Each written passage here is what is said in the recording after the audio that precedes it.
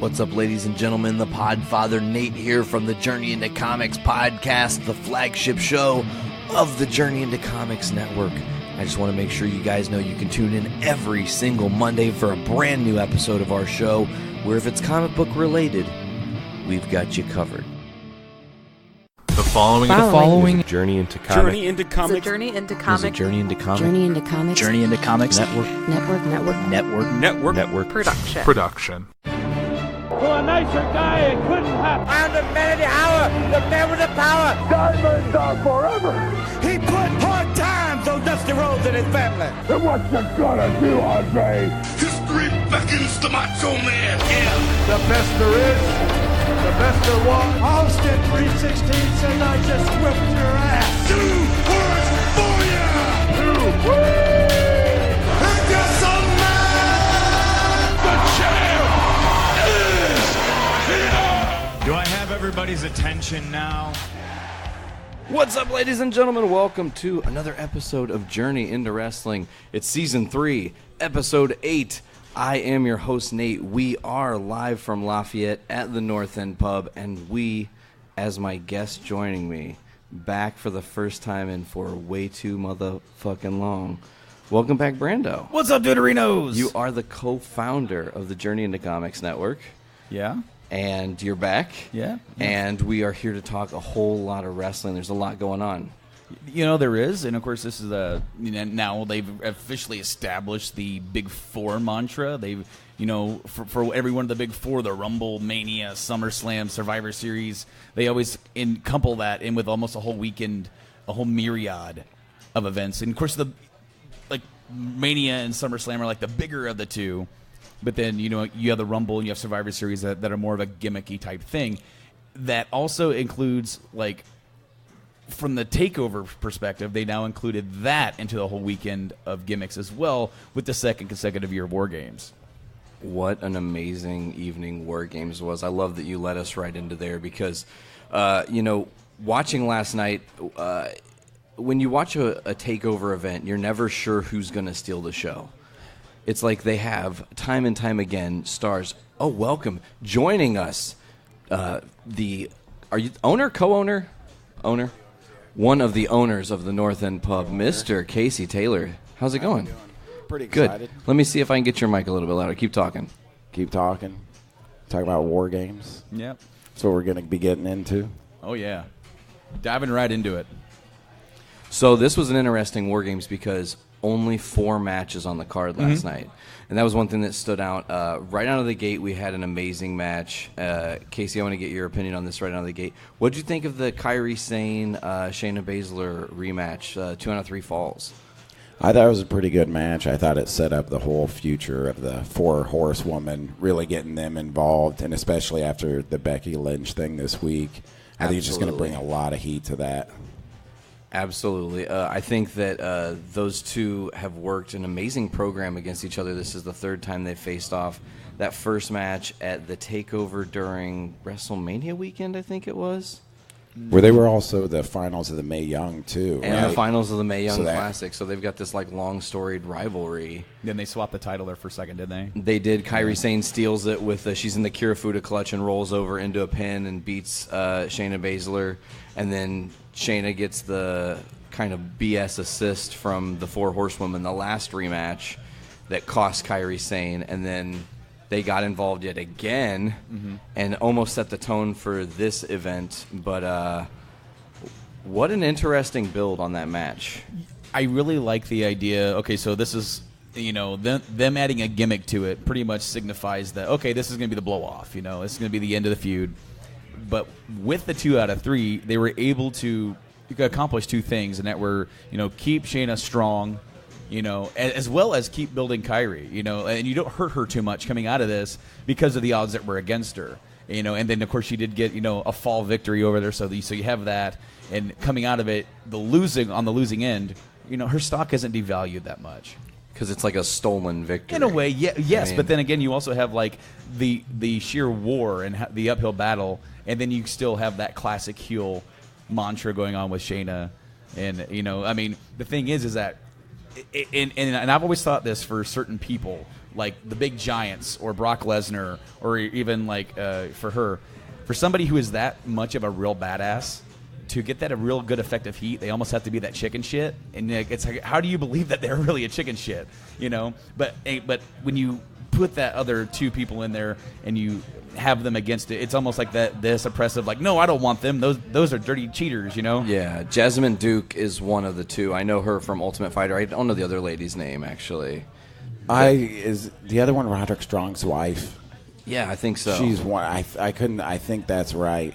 But yeah, like the other thing I like about this is now this is a feud that's gone on for over a year now, which at NXT you don't really see because it's always kind of that little feud, hand off the title, you're up.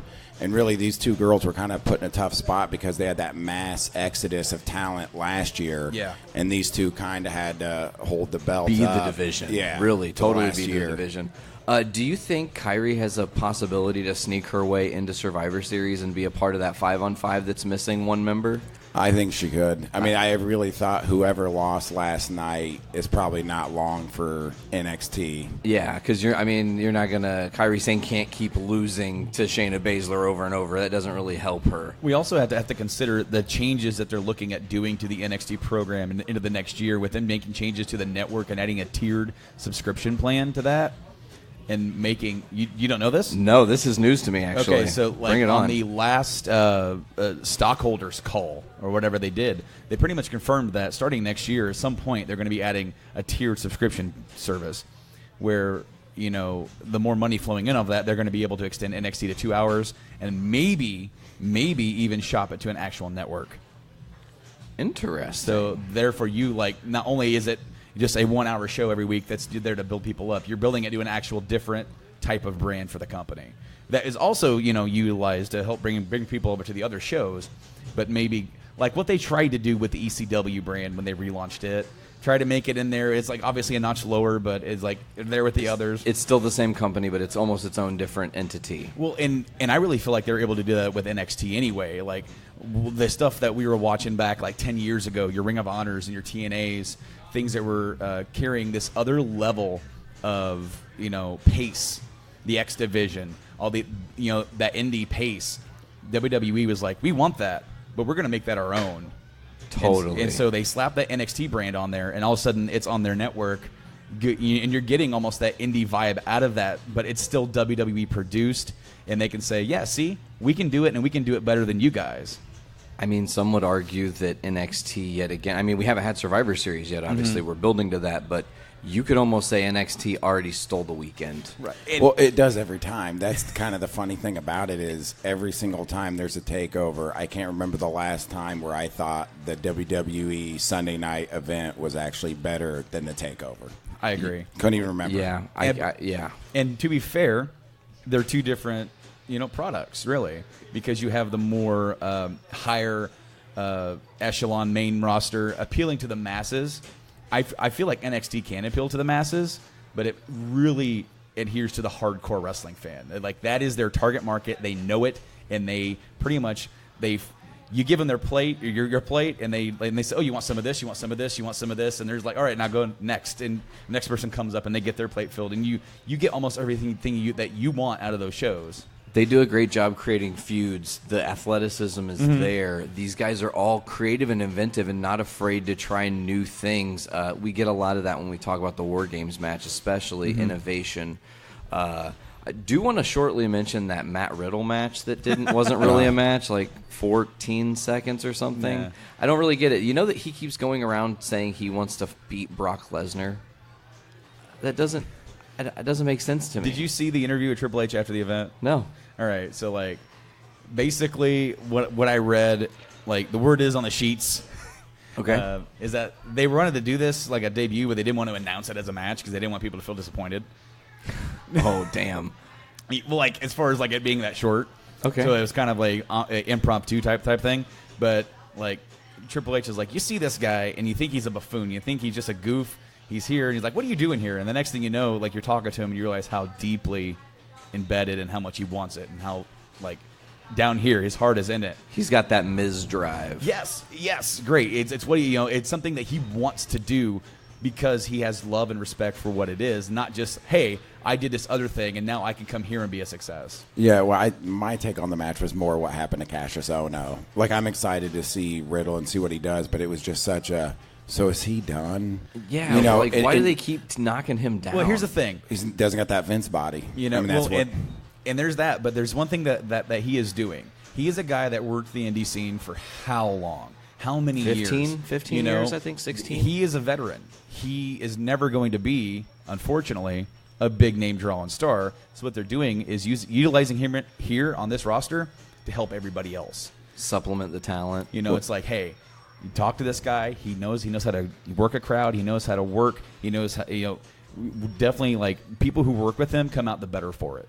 And so he is your early 90s version. This is a weird little comparison, but to Arn Anderson. It's like, I never believed Arn Anderson was ever going to be a world heavyweight champion, but he was always there, always getting involved, and he hardly ever won unless it was by cheating. But True. But he always made other people better, and I feel like that's what they're utilizing him for, because there's always that chance. Okay, he could go up to the main roster, but the main roster, look at what they're doing with Bobby Roode right now, and how much more they could be utilizing him. It's probably my biggest complaint right now on the active roster, next to Finn and Bobby are my biggest complaints with what they do with it. But yeah, I mean, the NXT, it helps them to have a veteran, because you can't just all have a bunch of early to mid 20-year-olds running around back there. Like, there's got to be some voice of old school, kind of how you have to handle yourself, how you have to work in the ring. And I think, he can collect a paycheck, but sadly, he's there. That's kind of his ceiling.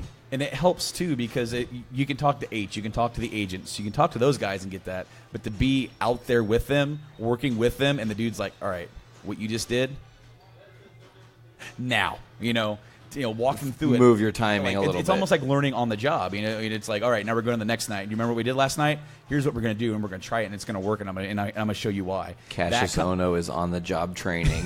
Yeah, that's real. Yeah.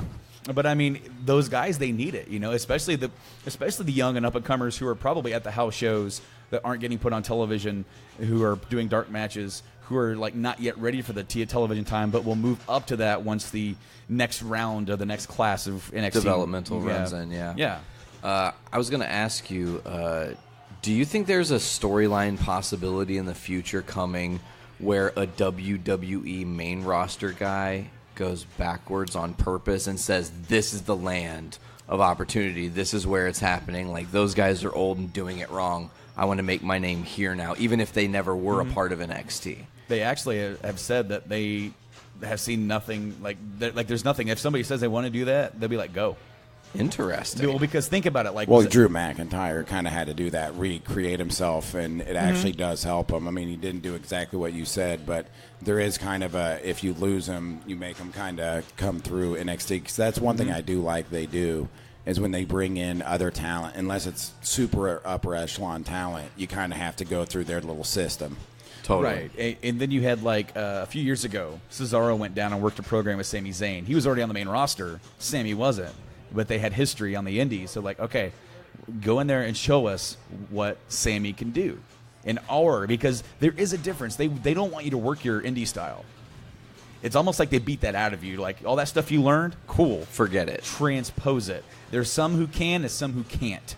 And I think as somebody who I never would have thought that they would be into, somebody who I thought would have trouble coming into this environment, and those two guys are AJ Styles and Samoa Joe, and they both acclimatize themselves to what they want on the main roster, that they want to see, the kind of stories that they want to be seen told, and a style, Absolutely. And the NXT and the Performance Center, that's what that's for. That's to sort of re-educate you. It's like, all right, you know what you're doing, but now let's really teach you, the finer tunes of what it, because you can go and you could work indie shows, and that's cool. But we're television. It's different. Absolutely. I got to ask, we'll move forward a little bit here. So the Kairi Sane match is first up. Then we had the Aleister Black Johnny Gargano match next. Oh, man. Hard hitting. Blood feud through and through. We were laughing earlier. Do you remember in Chicago TakeOver when there was the awful Fade to Black? and he, came up short on what's his name, the ugly dude. And he sat there. Oh, Lars Sullivan. Yeah. And Lars tried to sell it, and it missed him by a foot. Totally, yes. Missed him by a foot. And Tommy and I were talking, ever since that moment, he is knocking people's heads off. Oh, yeah. He does not miss. He doesn't want to miss, man. But that he did the Black Mass, ended it with the second knee strike, and then did another Black Mass. This was a brutal match that they've just done a great job of setting the seeds a long time ago and letting this build. I just want to say that, one thing that I will say about an NXT show is that they have a little bit more freedom to cut the pace that they want to cut, and their pace, it was almost like they wanted to go out there and they wanted to tell all the other guys the next 2 matches to come, beat that. Well, that's what was so funny about last night was when I got done watching that, I was like, man, that's a good early match, and then the next one happened, and it was like, man, that was a great match. It's almost you're tired watching it. But by the time it's all done, you're just like, time for a nap. Yeah, dude. I recorded a podcast after. I was fucking exhausted, I'm like, oh my gosh, it was crazy. It was crazy. And I think from what we were kind of talking earlier about too is why NXT is so great is because those guys are going to use that stage. They only get 5 a year, so when those guys are out there, they know this is their time. Where a lot of the WWE, they're already thinking, oh, I got to get on this plane tomorrow. We're going here. It always feels like they're almost kind of preparing for the next show where these guys are like, if I kill tonight, I could get a call tomorrow. Yeah. And then throw everything out the window that I know and learn it all again because I'm on the road 24/7. Well, because they're already looking at and shaping the Rumble and what that's going to be. I mean, it's not finalized yet. Of course, in WWE, nothing is hardly ever finalized, especially with all the curves and all the different things that they've kind of set forward going into the last 2 years. It's almost like going into Survivor Series. It's like, because last year they had that big bout of whatever illness went around. Oh, the stomach flu before. I remember that. And then it was and of course this year it was leukemia this year. Yeah, Jesus, that's a crazy thing. I mean, and then just like this past week, Becky. Oh, that's another crazy thing to talk about. Yeah, and then last year was a Bobby Fish right about this time. Mm-hmm. Like Roderick Strong, I do not believe joins Undisputed if he doesn't get hurt. Yeah, I agree with that. He was on a totally different path. And they did a smart swerve. I actually, to jump forward, I thought that was a thing they were going to do last night in War Games as well. I was expecting Pete Dunne to actually turn and join Undisputed Era, but they did not go that route. Back to what you said about the Rumble and shaping it, Aleister Black, Rumble. I think it's time. That'd be nice. That'd be a massive pop. Even if that's not his 100% debut. Yeah. Every year they always try to bring up 1 or 2 or something like that. I think he would get a big ass reaction for that. Do you remember the first year they did Ty Dillinger at 10? 10. And everybody they marked out. It was amazing. Yeah, they really worked that angle. And then they did it 3 years in a row now. Yeah. 10. And then the rest of the time they don't do anything with them. Nothing. It's like he keeps getting that number. It's like, come on now. I think it'd be funny if 1 year it wasn't 10 and then he's 11. He's just okay. I guess. Whatever. I loved the Johnny Gargano match. Do you think this feud is over with these two, Aleister Black, Johnny Gargano? It'll probably lead up into Rumble, and I could see, because they're both kind of in that, Aleister's had the belt. He's done that, and I just really hope something that the WWE has not done a good job of lately is they build up all these storylines in NXT, and they bring them up, and they don't use them. And it's if you guys are going to keep building these storylines with these guys, use them. They're made stars easy.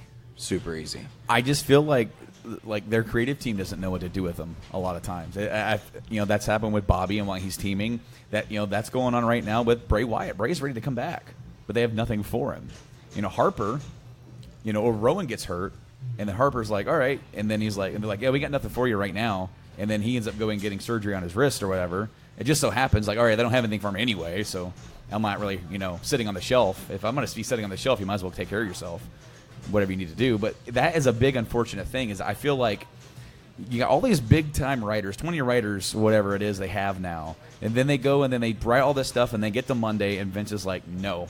And then they rewrite everything. It's like, well, you guys are paying these people to come up with these ideas, and then you're just saying, no, we don't want those. Here's this. I think that Vince will not die. Ever. I hate to say it like that. Like, he sees what Triple H is doing with NXT, and he's like, that's good, but I can do better, kid. It's funny because Vince will actually, like, he'll be backstage at TakeOver, and then, what was it, Evolution had a more of a TakeOver type feel, you know? Yeah, I could say that. But Vince ran that show. Really? Yeah. Yeah, I always think it's interesting to think where NXT started, where it is now, and the fact that every weekend it just kills it. And every time we have these weekends, Monday, you're waking up and you're talking about Saturday night, Sunday. Mm-hmm. And I just wonder how much that bothers Vince. Like, a he lot. almost likes to take those NXT dudes and push them away and be like, see, Hunter, they're not stars. Do you also think, though, that maybe part of it is Vince has, like, a self-sabotage internally? Like, because he keeps screwing up these storylines. He keeps screwing up these ideas. They start building something, and you're like, oh, I see what they're going to do. It's going to be great. And they try to swerve you, but then it's just really awkward. Like, he keeps coming up short, and I think that's where people do talk about Sunday. It's like, well, how did they screw it up? When was the title change for this supposed to happen that made the most sense, but they totally didn't give whoever their shot? The one that instantly comes to mind is I remember when Shinsuke and AJ Styles got in the ring at Money in the Bank, and 10,000, 12,000 people just stood up. Goosebumps. I mean, it's like what we wanted to see. And he turned it into a fraternity bar dick punching contest. You know, like it's 3 a.m. up on campus or something. Mm-hmm. It's like, just let him wrestle, dude. Just Let him do their thing. wrestle. Yeah. That is something that, like, really astounded me. And I guess, like, the one thing, like, from Mania this year that you could say that it was over and over, like, 3 different times. Like, it's like, okay, this is what's going to happen. And then, like, with the whole Asuka, she won the Rumble. Okay, against Charlotte. She's probably going to win. No. Oh, okay. Okay. Then Shinsuke and AJ. Okay, No. Shinsuke, no. Really? Lesnar and Reigns. Well, okay, of course that's going to... No? What? And it's like everybody in the crowd was almost having that same thing of like, okay, so you swerved us, which we like, but you didn't swerve us how we wanted you to swerve us. And now we're just confused. Yeah, I can tell you because we were at Mania, the Lesnar Reigns match, I was like, you almost felt bad for the guys in the ring because no one cared. People were flipping beach balls. There was actually people that got up and started leaving. I mean, you're WrestleMania. This is the main event, and people literally just kind of got up. Some people left. People are throwing around beach balls. I mean, a 9-year-old kid did win a belt earlier, so that was... Oh, yeah. What was his name again? Nicholas. Nicholas. Right? Yeah, Nicholas and Braun Strowman are reigning. Brandon was convinced he was mini Braun Strowman, and he was going in there. Okay. That would have been awesome. But then they ended up trying to turn Braun heel for a minute.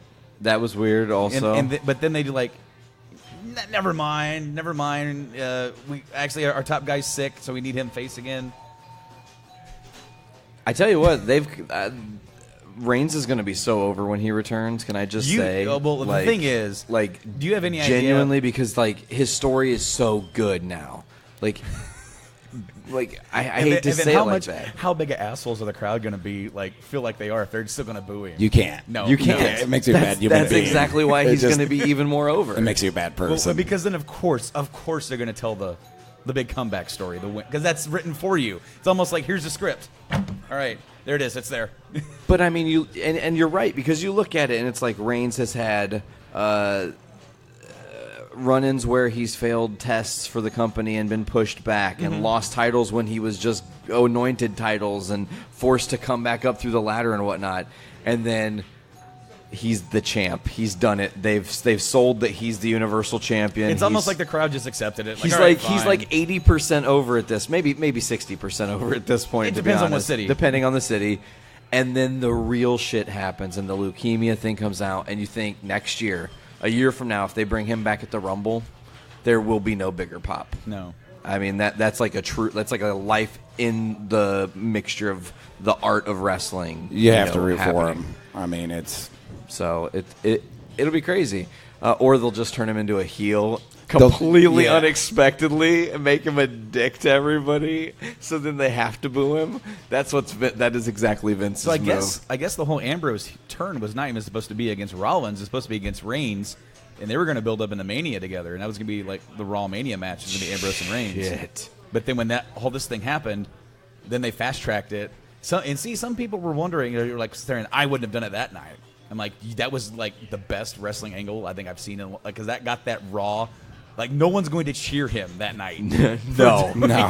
They are booing the life out of him. And that was that old school Ambrose, John Moxley, super disgusting heel. God, Johnny Moxley. Do you remember when he did that angle tried to like get up against Mick Foley, like WrestleMania 29 or some shit? Like that, yeah. Before the Shield broke in, because they debuted in 30, I think, right? No. It would they were at 29. They debuted 2012. That's right. Okay. But let's just steer this back on track. So we have the NXT title match. You're wearing the shirt. Oh, he's the man. It's a dream, don't forget. Mr. Takeover. Velveteen Dream. Mr. Takeover. I like that. That should totally stick. He is Mr. Takeover. Yeah, I mean, every time it's a big stage, he delivers. Every time. Aleister Black match was amazing. You had him in the 6-pack match for the North American title, which was amazing. And then, of course, him and Tommaso Ciampa. Brilliant match. Even the EC3, that was like a little bridge thing, and he made that look good. You know, that was just we're not sure where these two guys are going. They're two good talents. Let's throw them together. And he sold that whole little match. Talk about someone who dropped off the radar. EC3, what has he been doing? Is he injured? I really don't know. Yeah, the last 3 weeks, I mean, I forget, he beat a random jobber. Like, I forgot he was even in NXT until you just said it legitimately. I mean, but back to Velveteen Dream, man. He knows how to tell a story. Came out as Hollywood Hogan, which was, in some eyes, could be controversial. Well, he's already come out as Hulk. Yeah. With the red and yellow regular before. Hulk. But he was in Best Hollywood. tights in the game. Best tights in the game. The Call Me Up Vince ones were great. Oh, yeah. Call Me Up Vince. That was at the Aleister Black, I think. I think it might have been the EC3 one. Yeah. Yeah, it was him and EC3, you're right. But yeah, dude, he's got the best tights. That reminds me so much of Rick Rude when he would come out with those specialized tights for whatever feud that he's in. Yeah, the other thing that was funny was when he was on Tough Enough, Hogan was the one that really called him out, and they got into it because, you know, he told him the days of the big guys are over, and Hogan literally said, "What about me?" Well, you're 60, dude. Like, that was just so funny, and then everyone started hating on him, you know. And he's made a name for himself, man. Velveteen he's made money. He would be a great call-up. Talking about somebody who did not. He's a dude that he's done exactly what Vince likes. He makes a character, and he gets something that's over the top. He gets something that you could really do segments and skits with, and you know, he's a super flamboyant. And I feel like that's something that Vince will really sink his teeth into and say, what can I do with this kid? Well, the great thing for being a Velveteen fan is he's going to matter because he's a Vince guy. I always tell people his age, and it blows their mind. He was on the show. Like, anybody that Vince has been with since Ground Zero, they're going to get their time. They're not getting shelved. You know, like the Bobby Roodes and those guys, they weren't Vince guys, so they're always going to get to the back. The great thing about Velveteen Dream is he's been a Vince guy since the beginning. Yeah. He's so athletic. H talked about in his post-game interview for TakeOver. Post-game interview, I love that. On game. Get it? I see what you did there. So, because they said, you know, all that Velveteen, he goes, it's going to be scary where he's going to be. And he's like, it's scary where he is now. Yeah, and he hasn't held any gold in NXT. And here's the thing. You know, that's just the thing. You know, a lot of people hang their hats on gold and belts. There's certain people who don't need that. Correct. Because a lot of times the belt helps them get over a little bit more. You know, like that's one reason why you never saw Jake Roberts with a belt. He had a snake. He didn't need a belt. Didn't he win the IC title? No. He never won a singles title. Really? Nothing. I mean, maybe that is he was actually television champion shocking. at Georgia Championship Wrestling, like way back when. But as far as, like, he never held a major title. Same with Ted DiBiase. $1 million title was made for him, obviously, but that's more of a gimmick than it's actually a gimmick. But then you don't need, like, after that, you don't need, because you got your own belt. You bought it. Yep. You know, fits the story. And it just, like, some guys just don't need it. They're already over enough, or they already have something else. You know, in a way, I mean, Andre never really, he held that one for 15 seconds, but he's Andre the Giant. He doesn't need a belt. Exactly. Eighth wonder of the world. So Tommaso Ciampa, what do you think about this guy, NXT champ? I think he's gonna be. I think he's gonna be a big dude. Long tenured. I mean, how much long? Do you know that he was in the ring with Undertaker a long time ago, in 2002, I think? That's crazy. I think he's not gonna- as young as you think. Like, Yeah. he's No. been around. Yeah. So, I do have a question. I had a thought last night. Sure. Is there any way, now that Ciampa's done his thing, and now they've taken Johnny Wrestling, and he's done his kind of heel thing, is there any way that in the future, since they've now had to go their own paths, make themselves tougher, is there any DIY return as bad guys together? It would be awesome. They would be so over. It would you just could be have ruthless. Gargano win the other singles, the North American title, and have them be like a tandem, but not necessarily focusing on tag team. It's almost like they got each other's backs, and then they team up. So I could then- see main roster them down the road getting back together. It's almost yeah. like a Jericho Austin thing when they teamed, right? Jericho and Austin teamed. Well, Triple H. Triple H and Austin. That's right. Was that Power Trip, 2-man Power Trip? Yeah, so 2-man something Power like that. Trip. It's more of an alliance than an actual team. Of course, it's a callback to the DIY, but then Which like, Johnny called back to in the match with Alistar, actually, Yeah. going for his old school DIY finish. Oh yeah, no. Again, cutting pace. I mean, there's between Gargano and Velveteen in NXT, those two guys are the most athletic dudes That's a match. on the roster. Like, oh yes. Oh, my. And well, okay. Other than guys like a Ricochet would be the only other guy. But then again, he's like a human pinball machine. He works at a different speed, that's for sure. That's what I'm going to be worried about when he gets called up, who he's working with, because that's going to matter. Because, Do you know, a think lot of the Ricochet- big...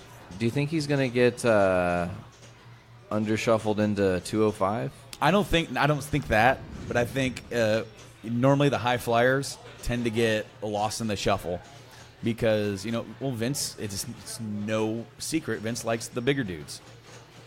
The high flyers have their spot on the card. Yeah. But unless you are like I would say Velveteen is going to be favored because he's a more athletic guy and he does fly around and do some stuff, but he's got that other added dimension to his character. Yeah, he's still 6'3", 220.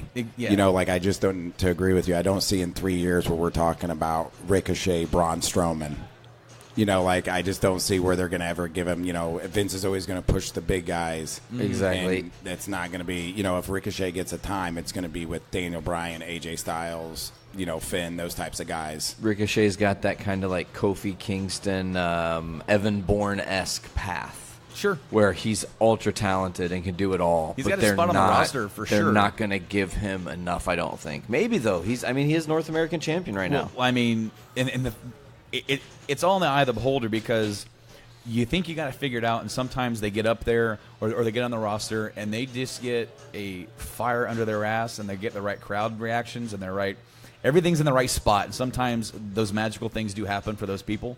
It's like whoever would have thought that Daniel Bryan ever would have been on that top level, and all it took was for a chant. Yes. Because, I mean, personality-wise, he's kind of boring. I love that you have the DB shirt on, too. Yeah. Calm I had down. to dig it out of the closet. Hell yeah. Yeah, I mean, it's a hard sell being Joe Wrestler guy, and that's a sell. He's Yes. Joe Yes. Wrestler guy. So, yeah, I mean, you have to be really good at that to make that work. Exactly. But, yeah, I mean, with Ricochet, I mean, you can have moments, too. That whole one with, speaking of Velveteen Dream, where he does the backflip out, plants it, and just stares. Stands. Oh, man. Nothing better. That was amazing. And then, of course, who's right there? Velveteen Dream. I think Velveteen is called up soon. I really do. I think he's on the cusp of being I called think up. that's another Rumble. That'd be possible- another cool Rumble. Like, boom. You think the kids. no belt thing? You think he's one of those guys? They're not going to make him hold it for a while. I At don't know this if he point- needs it. Does he need it? I mean, No, again, I don't think so. I don't really think he needs it, and it's all a matter of is that whole thing, them trying to expand NXT, is that going to happen? And are they looking at we could use him on the main roster, but he's more money here, helping building this brand. And I think that's what we're going to be seeing and seeing what their plans are, because this whole tiered subscription thing, I've heard that for a year, and then it seems to be building and building, and then of course them expanding NXT possibly, that could change how they're going to call people up. They might not call as many people up as you think they would be ready, because they want to still utilize them as that grows, but they also might be okay, we can send these guys up and then shuffle an EC3 guy in and shuffle this other dude over here, and then we still have other younger guys coming up because they still have a good amount of hands. Oh, yeah. to I help heard create the brand. on this podcast, I was driving around, listening to it, and I almost had to pull over because it blew my mind so hard. The active roster amount, that there's 120 rostered wrestlers. That's an insane amount of people. It's ridiculous. It's ridiculous. It's crazy that there's that many people. And what do you do with them? It's like, okay. And the next question is like, do you think at some point, even further down the road, maybe a 10-year plan, NXT branches into a Raw SmackDown-esque thing where it branches off into its own twofold thing? So you've almost got 4 brands here. Well, they almost already have because they've kind of splintered off UK. NXT UK off of NXT. Yes. And they're looking at doing that. They want to do that in other areas, not just the UK. They want to do that in other, like when they went down into the Middle East and when they went over to like Australia, they were talking to people down there. They want to get other areas involved and grow that as a global brand. And the thing that's crazy about that, the 100, is last night we all would agree, awesome pay-per-view. Totally. 4 matches. Only Yep. 4. 4. Sometimes less is more. Yeah, I mean, I hate when they do these cards with 11 matches and a bunch of them are 6-minute spots. I mean, it's just like this. This is going to be a lot of that tonight, I guess. 4 hours.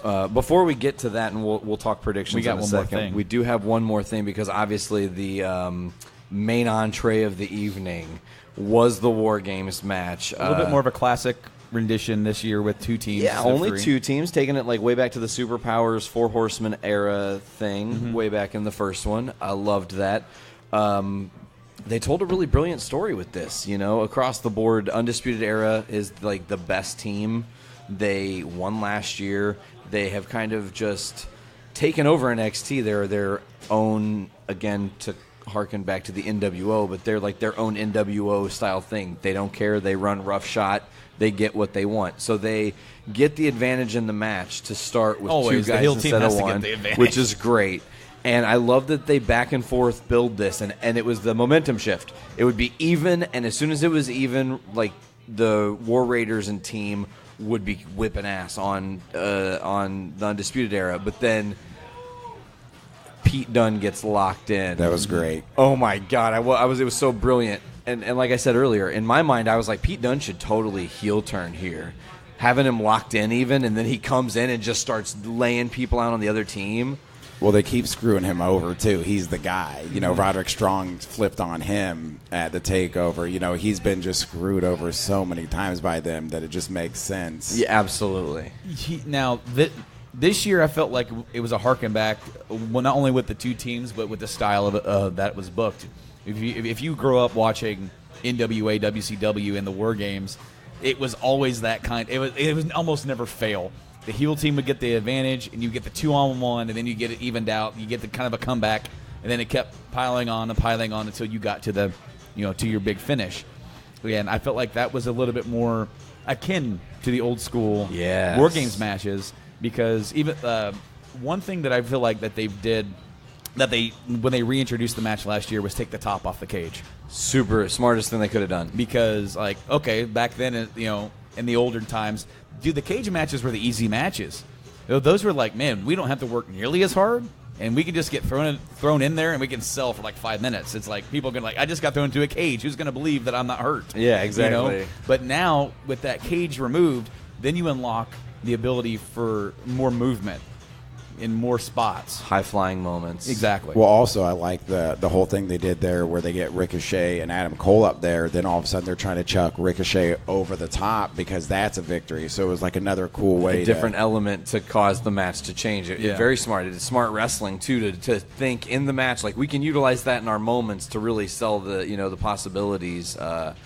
And one thing I really also enjoyed was how when Ricochet got in there, he was just bouncing around. And he did this move where he jumped off the ropes in one ring and jumped into the other ring. Oh, my gosh. Yeah, because if you put a ceiling on that dude literally probably gets that high where it's a problem. Yeah, it is a problem. It absolutely is a problem. Watching him with his other character that he was in Lucha Underground. What was the other character? Prince Puma? No, not him. I'll look it up. He wore a mask, right? I'm not crazy because you have the Ricochet character, and then he had another character in Lucha. I remember watching Lucha Underground with him, going, "This guy's insane." The way that he moves around and doesn't mess it up. Yeah, when he did the ladder was getting tipped over, and he did the backflip off the ladder onto the guys. To nail that, it's like I couldn't even imagine being like, yeah, this ladder that's falling, I'm going to backflip off this thing right now, lay it where I want to. This guy's like a cat. Like where it seems like he always does something big. He always does some big spot.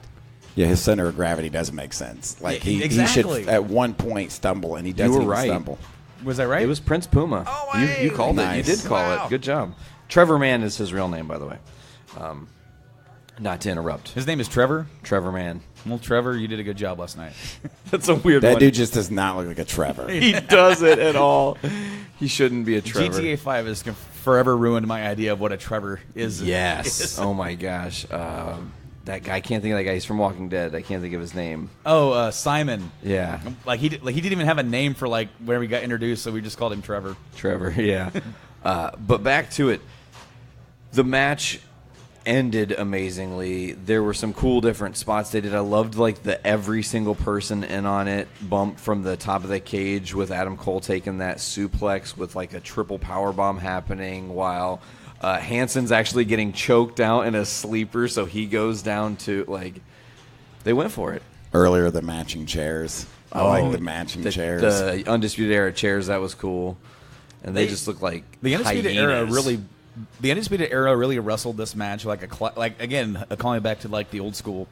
They wrestled this match like the old school Four Horsemen War Games matches.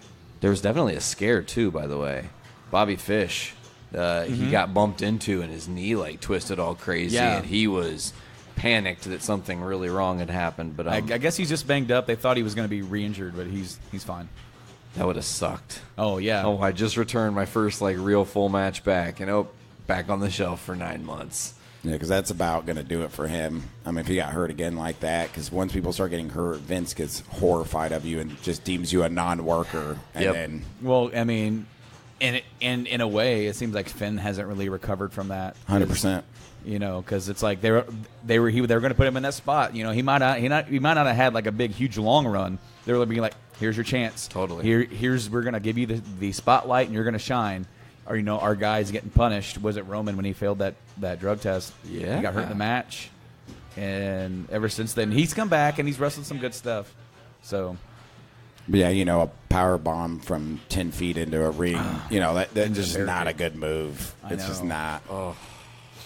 Running power bomb into the barricade. Like, what was Seth thinking? And he didn't even do it close enough. Like, it was so far. So far away, yeah. It was just like, was his legs about to give out? And he was like, I got to let go of you now. Like, that's...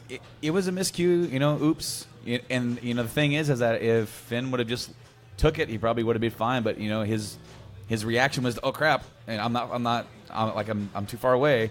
Let me make sure I'm okay. And then that is what messed him up. Yeah, because he landed and kind of reached for it, and then it was on the overreaching that he hit it. I thought he was almost like, dude, I don't want to land on my neck, you know, where you're so far back that you go to roll and then you hit it. But, yeah, I mean, I would agree that since that moment, Vince has deemed him a non-worker, gets hurt. Well, and I think a lot of it is Vince is like, what are you? Are you the demon or are you this guy? So for a long time, he didn't wrestle as a demon. He's like, oh, against Baron Corbin, which made perfect sense. Yeah. Oh, Baron Corbin, that's a whole nother issue. But ultimately, the War Raiders and company knock off Undisputed Era, win the match, end War Games. Amazing. The whole card. It's a win. It's like, how do you do any wrong if you're Triple H and NXT when you're producing that kind of quality? You're in the Staples Center. I mean, they knocked it out of the park. And... yeah. There's nothing that they can do on this card that we're about to talk about that can top that. And I'm not trying to be like crappy about it or awful. That was amazing to watch last night. Like, it gave me goosebumps. It was super enjoyable, you know? We're going to get some cool stuff with the card for Survivor Series, but when you start putting in champion versus champion with no title on the line, it's like they weren't going to do this at all until Roman got hurt and they fell back to it. Because you run into that problem of, I got two guys that when they leave here tonight have to both be over. It's hard to do. So like last year when they did the AJ and Brock thing, they really sold the fact that AJ hurt Brock, and Brock sold it all the way to the back. Oh, yeah. Limped. So that made it to where, okay, of course AJ lost, but he went down fighting, and that made him not lose as many notches. He wounded the beast, as it were. And with a guy that would just storm over people and just, the other thing that can we talk about that's my least favorite thing of this weekend is quit telling me it's a traditional 5-on-5 match. We know it's traditional. That is not traditional. I'm pretty sure I grew up in my childhood remembering the 4-on-4 It was 4-on-4. match. Yeah, it was 4-on-4. Yes. Quit saying traditional 5-on-5. When did that happen? I don't know. That was like 4 or 5. Remember when they almost canceled Survivor Series? Yeah, they were going to just not have it. Remember when they brought in bragging rights, which is pretty much what this is now. Just with the format in the middle of June, though. Well, no, bragging rights would be the pay-per-view right before Survivor Series, right at the end of October. You're right. And it would be Raw versus SmackDown, and then Survivor Series is now what? I just didn't understand. I used to love the old school 4-on-4. Whoever won stuck around for the main event, Sole Survivor, or winning teams, or whatever they did. I just don't know why they got away from that. I think Vince gets tired of certain things. It's like the way they don't do tournaments anymore, or the King of the Ring. I think he gets bored and tired on certain concepts. But it's that creates future storylines. That's why I love New Japan. Because they do the G1 and they do all these tournaments. And you don't have to have too much of a thinking team because the matches themselves matter already. And they tell the stories they have to tell because then they can create real, I want to go further in the tournament than you, so I have reason to be pissed at you right now. That's why we're fighting. It's not you ran me over backstage with a golf cart. What the F? That's not all right, cool. Raven. Did that really? Oh, that did happen. WrestleMania 17. You throw out there something stupid like a joke, but it's real. We always joke about that. We say things and we joke about it, and then you're watching it and you're like, oh, they just did that. I was kidding. But Vince thought that was a good idea. Force feed Al Snow his dog. Oh, my God. Make him eat his dog. What? The pepper. Speaking of dogs, dog kennel, the dog kennel from Hell match, and the dog was just running around shitting everywhere. I'm not sure what's going on. Oh, that's funny. Oh, man. Let's get into this and talk about the predictions for Survivor Series as we're getting ready to close out the first hour here, and then we're going to switch gears, bring up some new guests. I've only got one pen, so I'm just going to let you write down some things. I'll start running down the card. Start from the bottom, work our way off. The pre-show will have Team Raw versus Team SmackDown's 5-on-5 traditional elimination match with tag teams. They're doing a big tag team tournament. They did that a long time ago. Whether you had all these guys around the ring, and people would go hit the ropes, and they would have to be careful not to hit anybody. Yeah, it's weird. But this match will have Chad Gable and Bobby Roode face with the Ascension, Lucha House Party, the Revival, and the B Team going up against the Usos, the New Day, the Colognes, Sanity, and Gallows and Anderson. Man, a total underutilization of so many great teams. Yeah, I mean, for one, there's just some terrible teams in here that don't deserve jobs. What are they even doing? The Clones have been 5 different things. The Ascension's on every week. You'll sit there and watch Raw episodes, and you won't see Finn Balor week after week. But there's the Ascension every week. And Ascension's not, I don't know what the word to use is here. I can never remember who the hell their names even are. The 2 members of Ascension, because they don't really talk about. They don't use them. What was weird about them was they almost started trying to use them for comic relief, but they already had the Fashion Police who were just killing it at that time. Man. And then they didn't even use them right, and then they almost were like, "Well, the Ascension, you guys are kind of our new comic relief," and it was like, what? Fashion Police are so good. Why are they not on this right now? Where are the Fashion Police? One of them is injured. Tyler Breeze? Yeah, one of them is injured. And I think it might be Fandango. Oh. Because I think Tyler Breeze has been doing some NXT house shows. They've been bringing it back for some of those. Ooh, that's because that stuff was great. Fashion Police, when they were doing that, was good stuff. Oh, yeah. Mimicking, Law & Order and everything and X-File. They did so many parodies. The Miami Vice one was freaking hilarious. Okay, so I'm just curious. Who are you taking? Team Raw, Team SmackDown for this first one? I'm probably going to go SmackDown. Okay. Because I think later in the night, a lot of the Raw people are going to win. Okay. So I feel like they're going to have to get some SmackDown W's in there. Some dud matches in the early goings. Brando, what are your thoughts? Same going They with took the SmackDown? words right out of my mouth. I don't know how you can go against the Usos and the New Day alone. Like, they're two amazing teams. And really the best team on... There isn't really a best team on the Raw side. Like, who's your real true... I didn't even know Ascension was on Raw. Yeah, that's how out of the loop you are, is Ascension is on Raw, yeah. Well, there's Chad Gable and Bobby Roode are good wrestlers. I just don't understand why they're a tag team. Exactly. Are you trying to do the Cesaro-Sheamus thing again? They got nothing else better to do right now, I guess. I mean, Bobby Roode could literally main event this night if it was Bobby Roode with and the right Daniel build-up, Bryan. yeah. With the I'd right be build-up, fine. it could be Bobby Roode and Lesnar. Yeah, or even Styles or Bryan or anybody. Heel Bobby Roode's great. Why? With the moment he was dancing in the ring with No Way Jose, I just thought, I hate you, Vince. I hate you. All right, let's move into the next one. By the way, I'm going to pick Team SmackDown as well. I don't think I actually said that. Cruiserweight title match, Buddy Murphy defending against Mustafa Ali. And my first thought is, this is the best first match you could come up with for Buddy Murphy to defend his title like this. Well, wasn't this the match that way back in May or June on 205 Live, was the match to see? I remember, yeah. I don't watch 205 Live. If anything is worth a note, I'll read about it. But then I heard how good of a match it was, so I went out of my way to watch it. And it was one of the best matches I'd seen since probably the last NXT TakeOver. And it was on that level. So these two can work their asses off. Whether or not they have enough time to tell that kind of story here with this packed of a card, I don't know. I'm just worried this is going to be the old 6-minute match, that they're not even going to have a chance. Because, the Mustafa Ali and Cedric Alexander match, that was great. Those were good. I believe these dudes can work.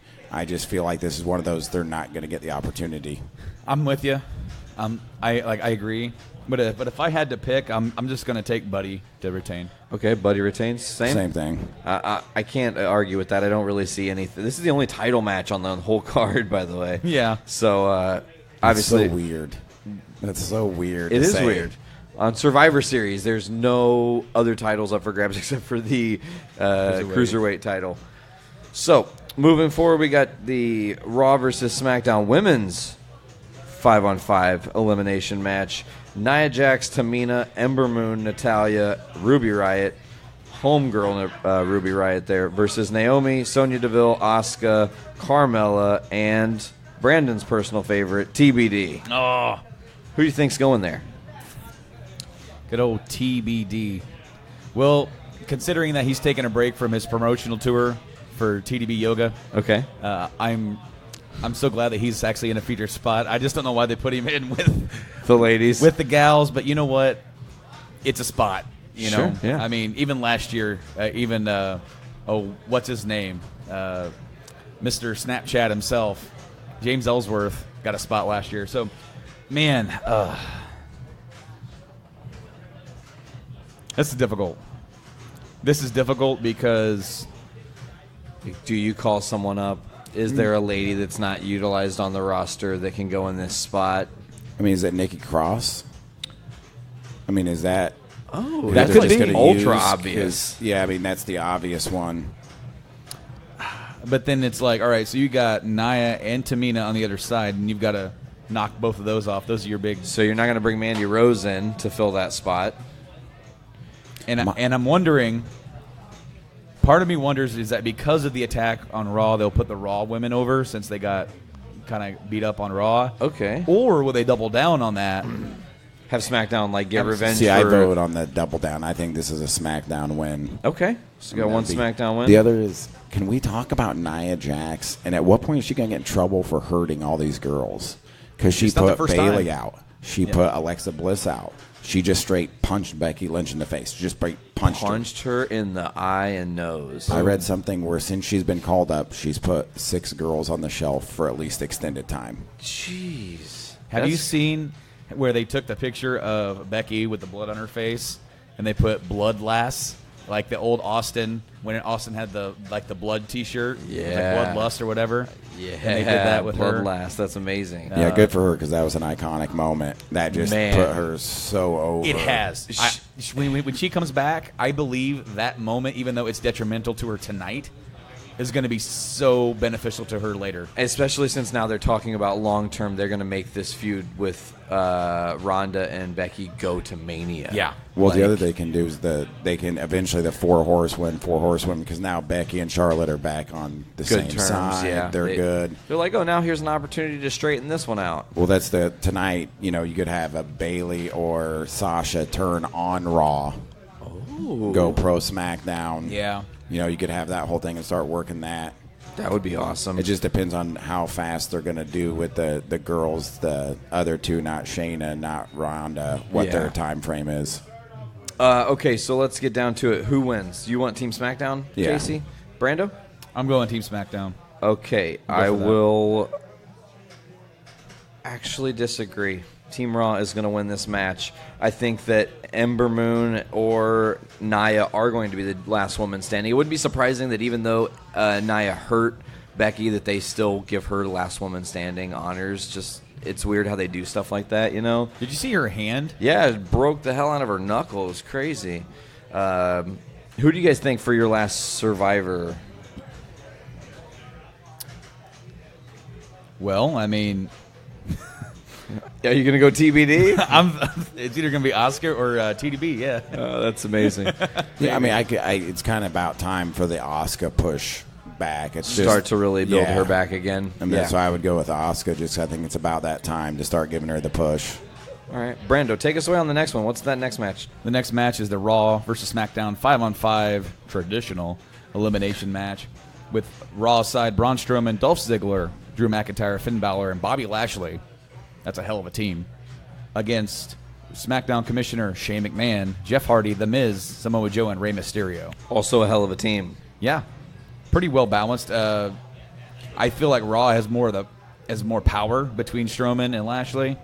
Of course, you got Balor and Ziggler, kind of the more quicker of the team, and then Drew's right, kind of like the middleman. And then, of course, you have Rey and Jeff as more of the high flyers. Jeff's still a high flyer, but man, he's getting old. Oh yeah, Yeah, I mean, it's that's showing. real. Yeah. It's showing. Dude, and Rey looks like in the best shape that I've ever seen him in. He looks fantastic. The curious case of Rey Mysterio because he's going backwards. He's getting younger. Yeah, because he's got to be weird. probably 47. He's in his 40s for sure. Yeah, that's I bet you crazy. it's later 40s, and he's awesome. Better than he's looked in a long time. Remember when he came back in that short stint and he wore like the suspender spandex, but he kind of had the pudgy belly going on? He put on a little bit of weight there for a time. Maybe he's been working on that TDB yoga. Yeah, he had to get back on it. I think this match is interesting because Braun Strowman, Dolph Ziggler, and Drew McIntyre were the dogs of war. Yeah, and they're back together again, but they're not necessarily on the same page. I feel like it's going to implode probably. Okay, so is Strowman the loose cannon on Raw and Joe the loose cannon on SmackDown? That's like, who do you really trust to stay on your side? Because I don't think Joe's really going to be really truly allied with any of these Miz guys. is really hating on Rey Mysterio right now, so I could see like that being something that they build on too. Then there's the Vince hates Finn. So so true. Yeah, it almost makes me feel like I'm going to go SmackDown just He'll because be the first eliminated. Finn will be the first eliminated. of Now, the there's match. also the rumor that they're going to turn Shane heel at some point, which is why he won the World Cup.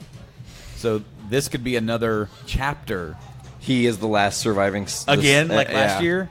Oh man! And then he's like the best in the world, sole survivor 2 years in a row. He's like got the ego just in the burst mode, Yeah, I'm gonna go with let's call it.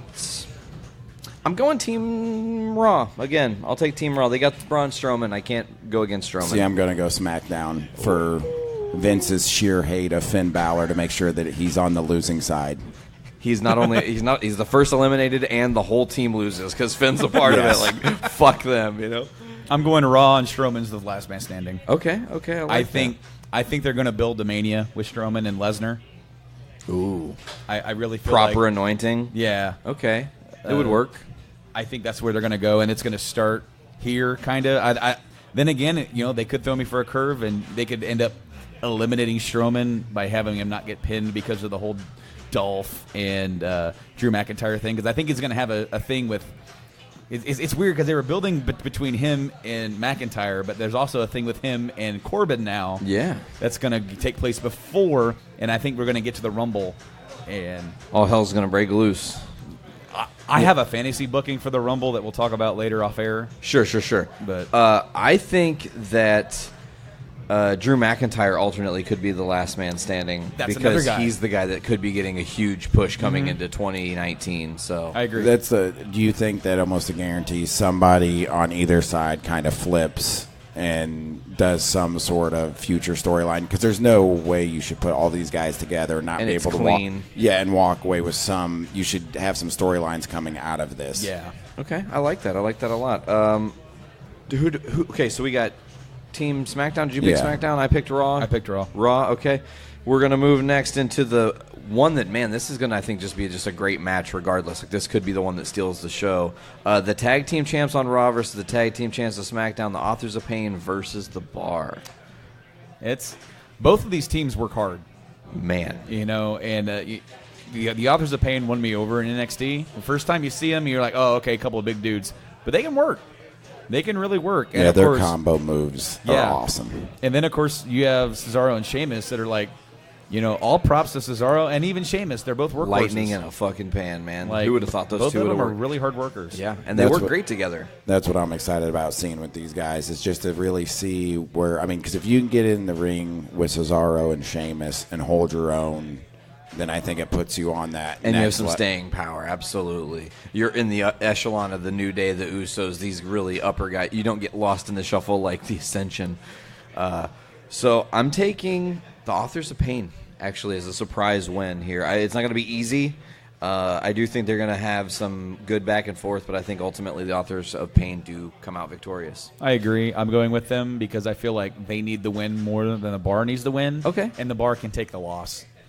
I literally agree 100%. That's what I think. This is their moment to kind of put them up into that next echelon. And then, like you said, this, you mentioned earlier, some people don't need belts.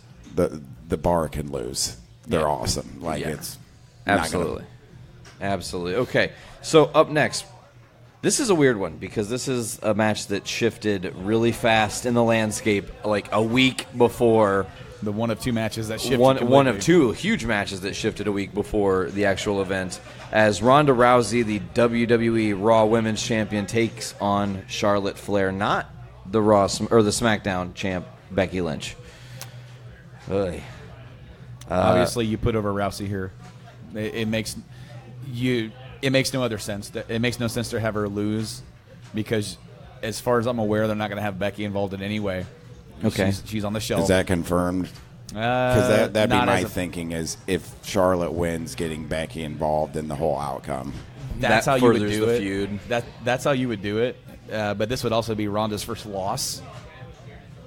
So it's almost like you don't want this match. No, because now Charlotte could possibly take another person's undefeated streak. Well, that or it's like, well, okay, now you're beating Charlotte, but like, what is Charlotte doing right now?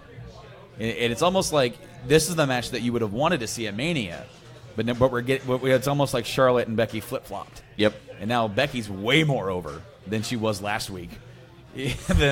Skyrocketed. Now Charlotte is the next rung for Rousey to have, like, okay, knock that one off, and then you build up to the point of the crescendo of I'm seeing like it's the recipe is there to have the very first women's main event closing of Mania next year, because like as far as bankable stars, as people who are going to be drawing power, Rousey has that, as does Becky now, and Becky is going to be the one who's more over. Rousey has that mainstream everybody appeal, and Becky's going to be the one that's going to drive the wrestling fans to want to sit there for 4 hours. Do you think that, genuinely, do you believe that Becky loses the title before then so she can challenge Ronda for the title? If they're going to do that, I think they'll just strip her of it. Because then, if they strip her of it and say that she can't, even if she can, just storyline strip her of it, then you can have her not lose the title and keep her like that chip on her shoulder. Yeah, like, I never lost this. And have her go to the Rumble, have her win the Rumble. She is the man, by the way. Like, it's funny. I was trying to remember the last time somebody catapulted like that just had a moment, and it's just they are absolute must-see TV now after Mick. Mick is the last super memorable one when he wins the title and DX holds him up and whatnot. Modern era, I don't know. Maybe Dolph Ziggler's cash-in, but then he floundered. Yeah, well, I mean, he got hurt. And you can argue that there for a minute, Brian was that guy. Okay. But then he got hurt. So it's difficult. Because, like 2 months ago, she was you were almost like, God, they're not even using her. And now it's like if you put her on the billboard, every wrestling fan wants to go see it. Yeah. It was like Pro Wrestling Insider did a top 50 women's thing, and Becky was like 18th or something. She was way deep in the thing. And the guy's justification's like, well, look at her year. Like, she hasn't really done much until the past couple weeks. It's like, that doesn't matter. It's still this year, and she's blown the roof off of what we knew as what can be seen in women's wrestling. I mean, she's that broke turn the ceiling. they did for her has helped her tremendously, and how she runs with it, and the fact that the audience is very weird right now. It's almost like it's reminiscent of that Attitude Era, like they want to cheer all the heels. We're on the cusp. But, like, they're never going to – they can't do that with our society. They can't do another Attitude Era like that. But – and quite frankly, they don't care. They don't care. She's going to be playing the heel, but it doesn't really matter because now it's like the roles that the wrestlers play. They have the roles that they play, and the fans are going to cheer and boo who they want to cheer or boo. And but you get someone like Becky who kind of just – gets that catapult, gets that moment. She was already getting there with her promo. She was putting everything into this. This is her time. And then you have an unfortunate moment like Monday. Did you see the video of, like, the behind the scenes of her getting told that she can't? Oh, yeah. It's actually kind of heartbreaking. Her Twitter comments are pretty good, too. Yes. I mean, that's the other thing is it was just some good old school crap talk. And, on a pretty solid level. And that's what's been nice, too, is, like, anymore, we know everything about everyone. Like, that's why the Jason Jordan thing was so ridiculous. And it's like we know people's real lives. So when they bring him in, it was like the Nikki Bella comment about with Ronda out. Like, it's good. That's good. It's like you hear that and you're like, oh. Ronda's been writing some flame promos. That promo she cut on. Who was she? Was she talking about Becky Lynch, the Millennial Man or something? Yeah. And she just went, like, even though it was against Becky, it was still like, wow. She's been working with Paul Heyman a lot on her promos, and it shows. It definitely shows. Yeah, she's got it. I mean, Heyman has always kind of been the promo guy. You get the fire, get the right emotion and attitude out of a character. And obviously he knows the WWE system. He was a writer. He worked in creative. He knows how they want to do it. He knows how they want it done. And then he is such a creative genius in that sense that he can take what he sees and what you need to do and what they want in here. And he has a way of selling that and getting you hyped up and getting you fired up. It's almost like he sees your path before it lays itself out in front of you. In a way, yeah. But yeah, it's good to see him just use some of the not making it just something you see on Raw and just something you see on SmackDown, take some real life stuff and throw it out there because wrestling fans follow that. Yeah. We're going to see that. So you don't have to sit there and have all these clips on Raw or at least address what where the feud is. Because a lot of times, you'll watch a match and you're like, why are these dudes feuding? I mean, other than you guys tell us they are. Yeah. Oh my God, the Baron Corbin Dolph Ziggler saga of 2017 where they had 86 goddamn matches against each other. It was nonstop. It was every just SmackDown. they would just walk out and have a match and that was it. Why? Yeah. What was the beef again? There was no point other than you telling us that. 0 point whatsoever. Let's move forward here. A match I'm actually really excited to see. The Intercontinental Champ Seth Rollins versus the U.S. Champ Shinsuke Nakamura. I'm taking Shinsuke in this one. He needs it. There's no way that Ambrose doesn't get involved here. Yeah. I was also getting ready to say that. There's no way.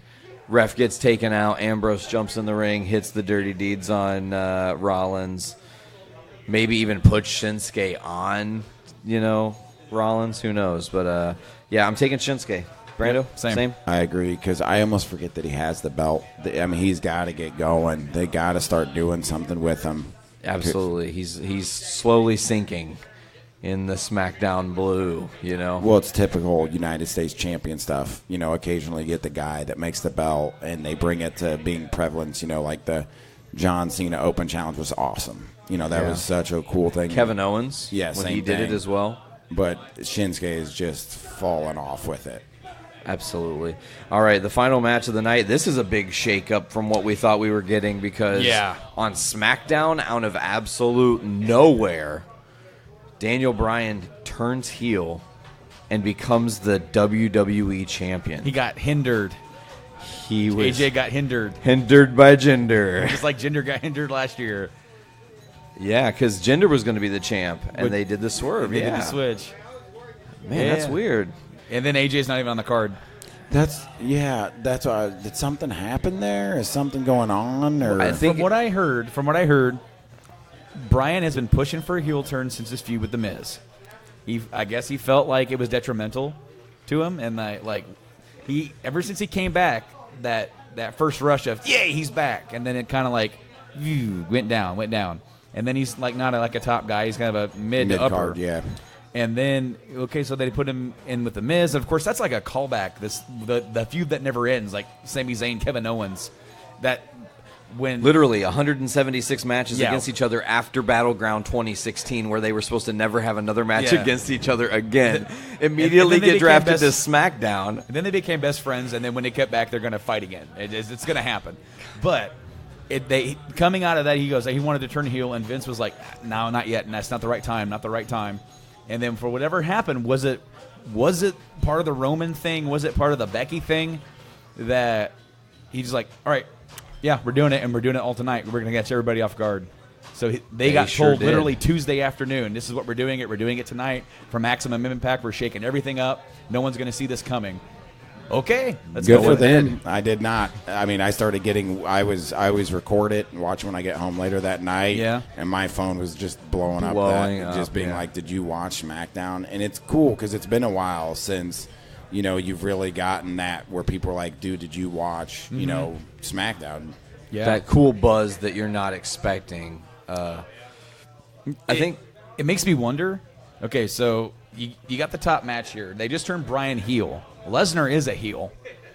He's in that weird position where it's like he's going to get cheers. He's going to get boos. He's Lesnar. He's Lesnar. He doesn't change how he does what he does. He's just in a spot. He said, okay, he's a bad guy today, right? But then when he goes up against somebody that the fans want to boo, he's the good guy. But now Bryan is the smaller guy, the underdog. He's always the guy. Those are the guys that usually get cheered. Now, are you telling me that for this match it's going to be straight up Lesnar versus Bryan? No one else is going to get involved. Strowman's not going to get involved. AJ's not going to get involved. AJ looking for retribution. I mean, what's going to happen here?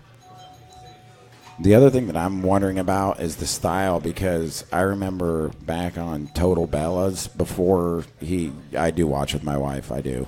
Yeah, but before he got hurt, he was preparing for Lesnar, and he had this whole weird monkey gimmick thing that he had planned on doing, where he was going to do cartwheels around the ring and act like a monkey and try to avoid him.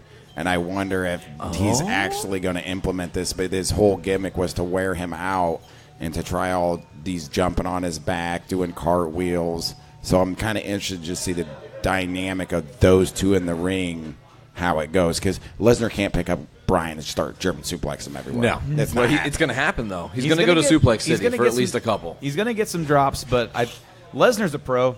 When's the last time Lesnar actually hurt somebody? He just F5'd a dude on the outside of the ring. It didn't hurt somebody, and Nia just cold clocked Becky and knocked her out of the pay-per-view. Shattered her fucking nose. So it's like, yeah, and he even took that Strowman shot and just told him to chill out and gave a little. He control it enough to stun him, but not knock him out, not bust his face up, but just let him know, he stung him back. He's like, hey, you can't hit me like that. I'm gonna hit you right back. Well, I think there was the audio, and it was like, chill the F out. And they just kind of gave him a jab, and you see him kind of that he has enough control in his punches that it wobbled him enough to be like, take it down a notch, dude. Yep. You're 6'8", 350. I know I'm a big dude, but let's. I remember that. Do you remember Lesnar's first match? His first match? Debut match. Did they just put that on Facebook? Was that against Sean Stasiak? Yes, it was. Yep. That's a weird match. He to looked see. so weird. Yeah. He looked like he looked like a baby. Absolutely, 100%. He's so baby faced then and so green, and I mean he has a lot of sheer. You can see the sheer talent then. I think. Oh When yeah, you see because those he was videos. doing moonsaults. Oh, man. and he had those like just extremely long limbs, and just the way he can move. It was. I mean, the first time you saw him, you're like, "This is a real person." Freak of Yeah. nature. Now, I don't. From what I understand, like Lesnar's next match is probably going to be Mania. Who? Lesnar. Lesnar with who? Lesnar's next match. Okay. From what I understand, he might not be at Rumble. He might be doing some other things. His last appearance was supposed to be at Crown Jewel. Yeah, but with the news that broke with And Roman, then he they had signed to him kind onto of, a new deal, and he's open to do training and seeking out UFC fights. But then there's a whole deal with that, and then the whole sports commission and him failing the test, and I guess he needs to serve more time, whatever that may be. Dang. So, I think Lesnar takes this. I think, unless they do something completely left field and, leave him laying or... Unless there's a Shane, AJ, surprise person, interference. Strowman getting involved. Yeah.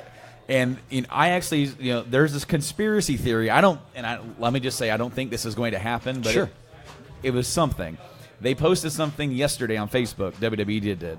Said, Paul Heyman is the guy in Brock's corner, but he hasn't always been that guy. And it was the match clip from Big Show and Lesnar from 2002. Yep. And I'm like, and people are like, oh, they're planting the seed.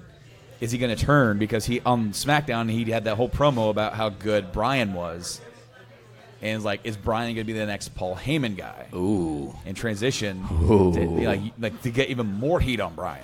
And I'm like, I don't think it's going to happen, but that would be interesting. I would love it. I'd be all about that.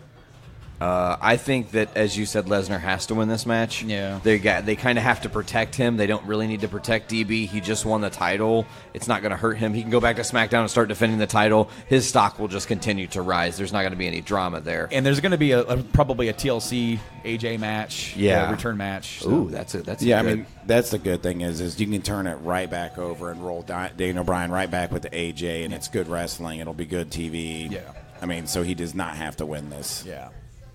Hell yeah! All right. Well, I think the first hour is going to come to a close here, folks. We were kind of running behind when we started this thing, so we're going to kind of play a little bit of catch up here. We're going to refresh. We're going to bring in a couple new voices, and we'll see you guys soon.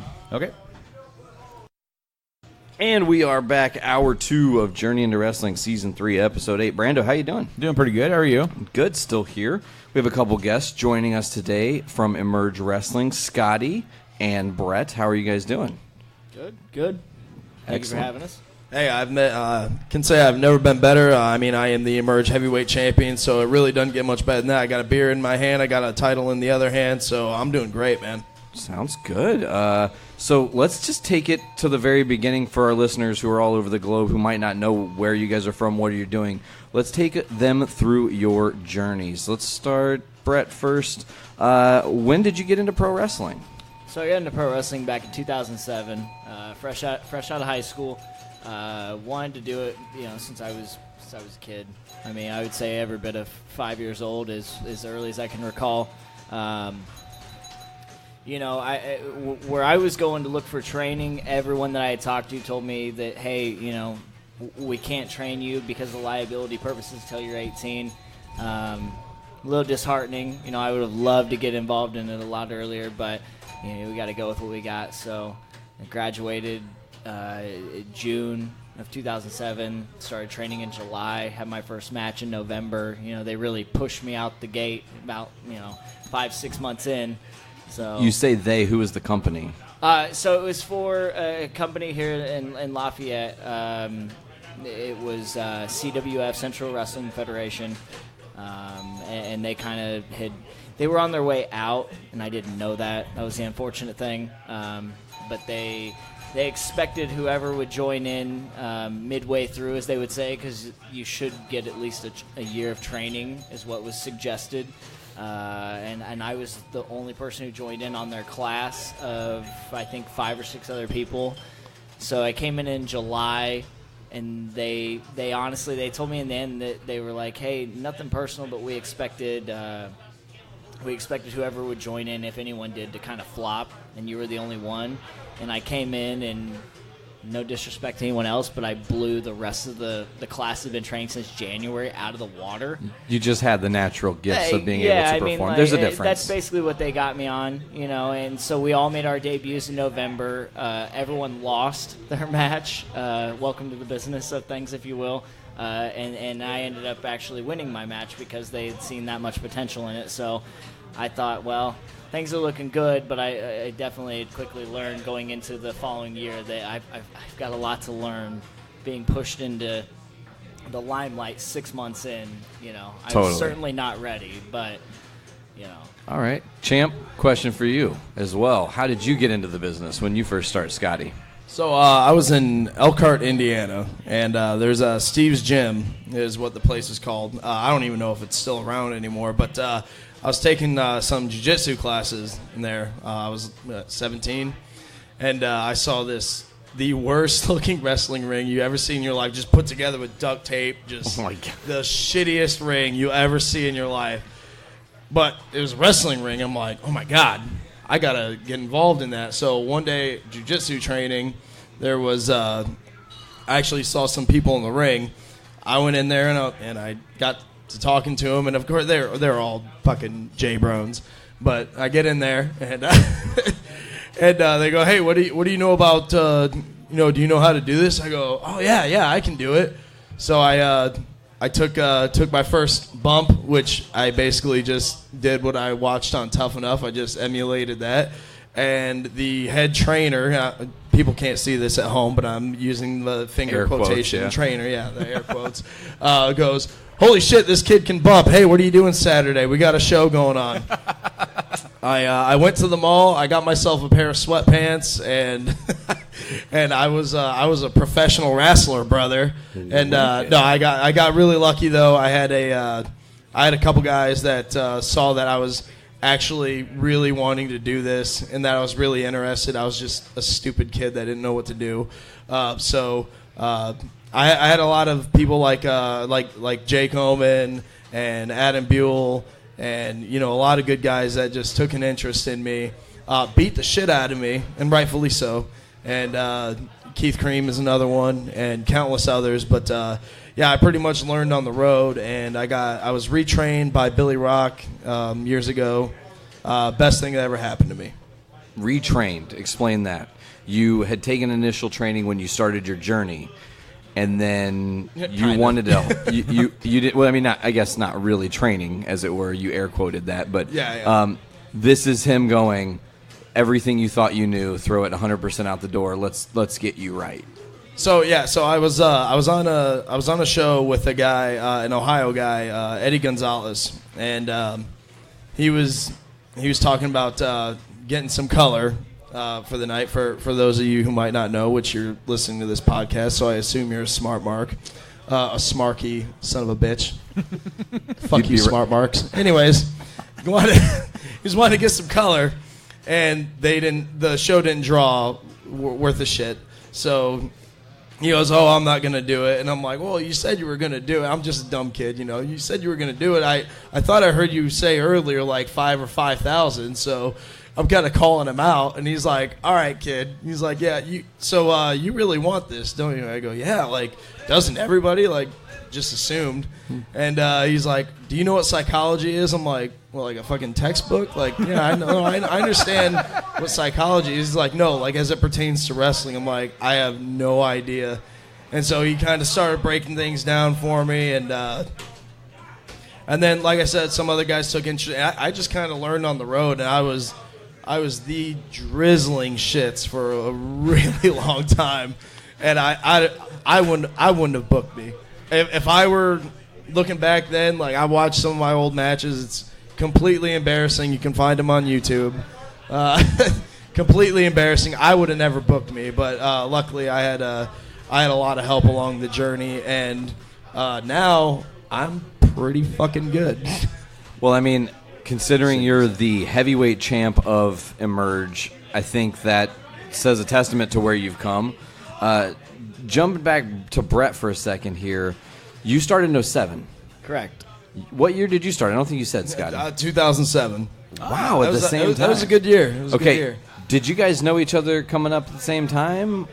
So where I'm at with it is I didn't really know of him. I would say, and I mean, don't hold me to it, but I would say at least 2 or 3 years in, did not cross paths, I feel like. Maybe he knows differently, but I don't believe that we did. He was more up north. I've always been more of like a southern Indiana, like, I mean, and I'm kind of pushing more towards the Chicago area, you know, here in Lafayette, like, but yeah, I mean, I was always traveling down south a lot. Even now to this day, like, a lot of my stuff is down south. So, I mean, like, we didn't really know of each other, and even when we got kind of thrust into it, if you will, I know that's, you know, one way to put it, we really didn't know of each other. You know, and like, I had seen his work, and I don't know how he feels about it. Maybe he didn't see my work, but I watched his work, and I was like, hey, you know, this could be something pretty good. But yeah, I don't believe that we ever really did. We crossed paths on different shows. Never like, hey, you guys are working each other tonight, kind of thing like that. So you like, never worked each other? Oh no, we have. But I'm saying okay. back then. Okay, yeah, I got you. back then, Totally. It was like when we first met.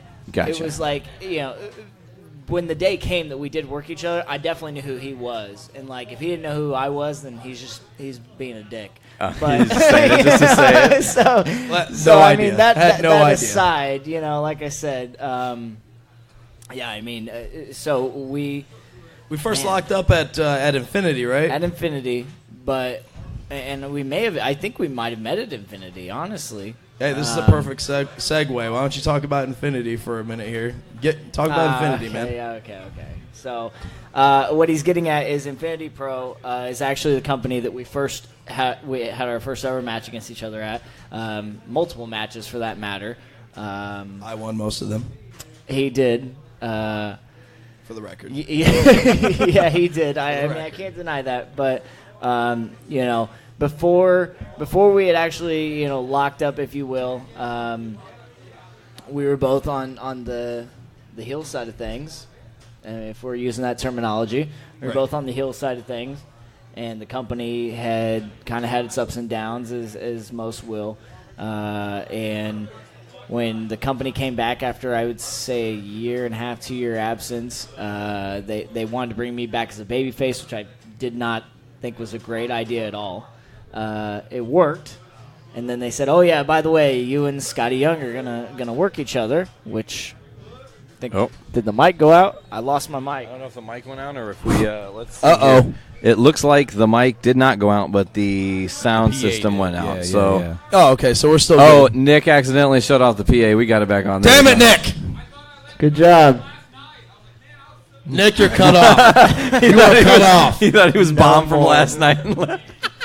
So I think we're about where it cut off was the fact that yeah, when we finally we did get to work each other, the successful turn of me going from heel to baby all in a hunch worked. Then working Scotty Young is coming around, and I'm going, all right, this could be really good. Then I met Scotty, talked to him about my match, and kind of thought he was a dick. First impression, you're like, oh, God, this is going to be hard to work with this guy? I can't say first impression because, like I said, we've been in the locker room together, but it was like when we were going to be coming together to wrestle each other, I was like, yeah, I'm looking really forward to this. And then we met, and I was like, hey, man, pretty sure we started at the same time, but this guy might be kind of a dick. But in all honesty, record, I still think Brett Havoc's a dick. Yeah, and all is fair. All is fair. But, you know, when it all came down to it, you know, I feel like we topped the show off very well. I mean, you know, for what they wanted and what it was just, you know, it was very much so two guys that came into the business around the same time who had maybe a different outlook on how things are going to be here to there. I've learned from him. I would like to believe he learned from me. He might tell you different, but I thought it was, you know, it was very good. And since then, Infinity has blossomed to the fact that, you know, we were doing those down in Bloomington, Indiana. Campus town. Nice. Yeah, right.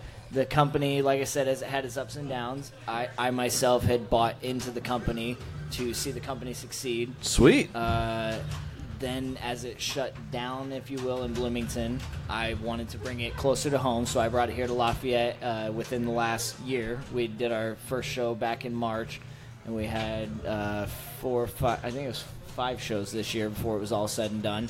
And it's all here now, so it's very much homey to me. It was our home fed for the longest time, if you will. And Scotty has continued on his rampage of being one of the most hated heels, in my opinion, in the company. He's very good at what he does, not just in our company, but any company.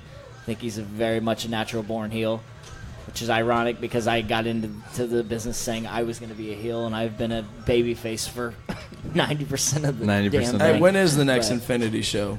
So as of right now, I think we're shooting for the second week of January. If I could give a date, I'd love to. I just talked with the Lafayette Theater, which is where we run our shows, and he said he would touch base with me once he got back from Washington, D.C., the owner of the theater, to solidify that. But he said, let's just say spitballing the second Sunday of January. Sunday of January, Infinity Pro, Lafayette Theater. Be there. Yeah. Heard it here first. Yeah, so that's what we're looking for. Wicked. I'm actually free in January. That'd be something I would come down for. That would be awesome. Yeah. And hey, a little spoiler for whoa, no spoilers. Oh, this is for you. Don't spoil my shit. No, this is very much for you. Scotty Young would actually be main eventing that show. So, shit, I am. Oh, yeah.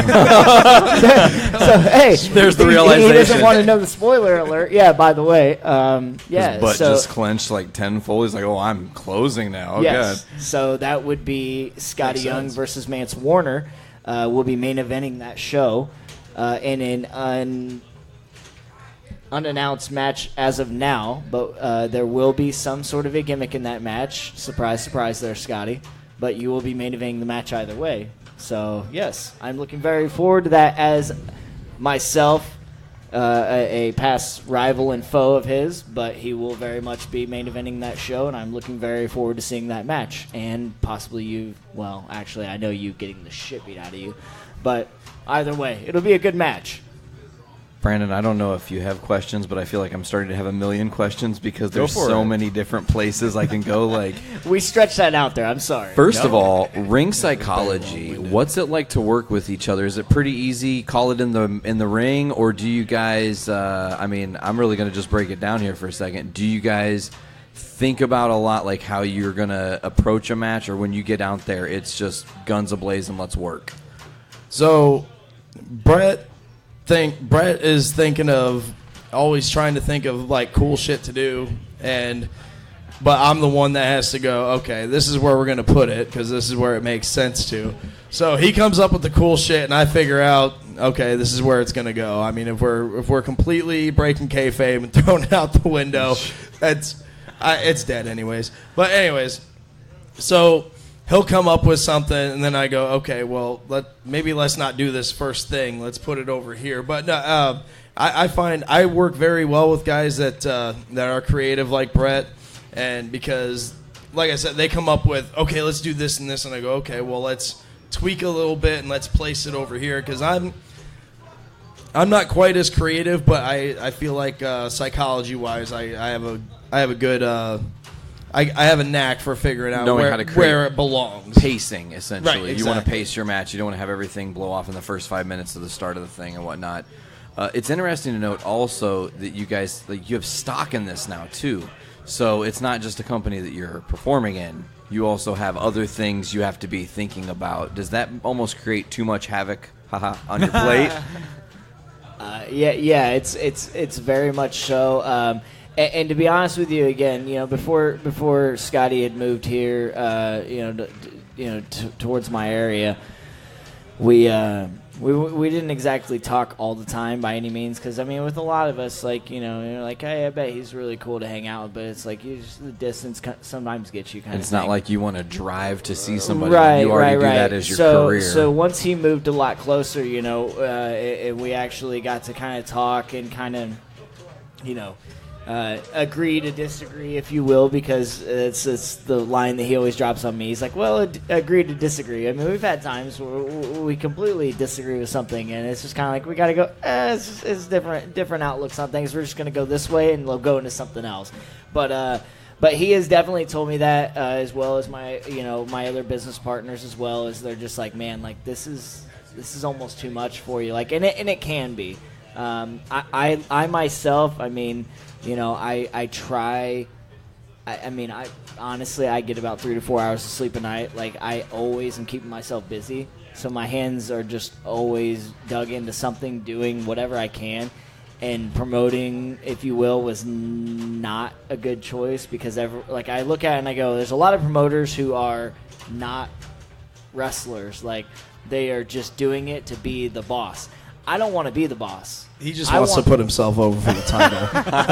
Let's break it down. That's what it really is. And when he's only getting 3-4 hours of sleep, he's chasing ass. Don't let him fool you. Oh, he's busted. He wants to make himself the champion so he can show girls like, ooh, look at my pretty belt. Oh, no. Man, that's what it is. That's it's fucking Mark. It's my experience that a lot of girls would think that's quite nerdy to go to that extreme. Just saying, but. It is very daunting. I mean, and he's even told me at different times that he's like, man, he's just like, it's too much, and honestly, my other partners that are involved, I just kind of tell them half the time they ask me something like, yeah, whatever. Like, sure. And it's not that I don't care. It's just there's so much on my plate, and he's even said too. He's like, there's just so much on your plate. Like, what more do you want to do? So that's where it kind of makes it a little difficult. I think his heel tactics kind of pop out at you at different times, kind of go, all right, either stop being a bitch about it or just don't do it. Like, so, I wish I could have his mind, dove in on it as well. Just because he does have a very good sense of it. Like you said, I mean, I'll give it to him. He's a natural born heel, and I thought I was too, and I quickly learned that clearly I'm on the other side of the fence. So. It's more fun to play heel, right? Obviously. Always. To be the heel is I mean, I don't know if either of you guys have kids, but like not that I know of. Okay. Oh Jesus! not that I've been made aware of, or younger siblings rather. But like the young 6 and 7 year old, it's funny to be mean heels to kids and then just let them win, like putting them over like that. It's great, but like to actually be that in front of an audience and feed on the energy of people hating you and going, it's working. What I'm trying to accomplish, they're buying into. That's got to be a huge, what's the word I'm looking for, Brandon? A validator to what you're trying to accomplish in your career as a wrestler. Oh, very much so. It's and so many people are afraid to get, real heat anymore, and that's never ever scared me. And in fact, one of my goals as a performer, I want that old school. I want to start a riot. I want somebody to try to stab me. I mean, if you're listening to this, don't try to stab me just to stab me. I'm saying I want to get somebody so heated. Don't just bring a knife and be like, oh, this is what he wants. But he asked for it on the podcast. But I want to get people so livid that they just lose their minds. I think it's a lost art form, and that's what happened back in the day. No, you can still do it. It's very possible. It's very attainable. I had a buddy of mine, Jake Oman. I mentioned him earlier. I watched him damn near start a riot in Ohio. This big redneck guy, half t-shirt, belly hanging out, all that shit. Was saying some very derogatory things towards Jake that I'm not gonna say on the podcast, but basically, what's the word I'm looking for? Basically, just you're gay and all that stuff that's not appropriate for this day and age, right? Totally. So Jake he's egging him on, right? So Jake just full on kisses this guy on the mouth for real. And it was one of the funniest things I've ever seen because all of his friends get up there. They're waiting for us in the parking lot. Like, the people are losing their shit. And it was I was like, I want that without kissing dudes on the mouth. Like, not that there's anything wrong with that. I've kissed a couple guys in my lifetime, but not into it. That reminds me of a guy that Brock Lesnar once faced in the UFC, Heath Herring.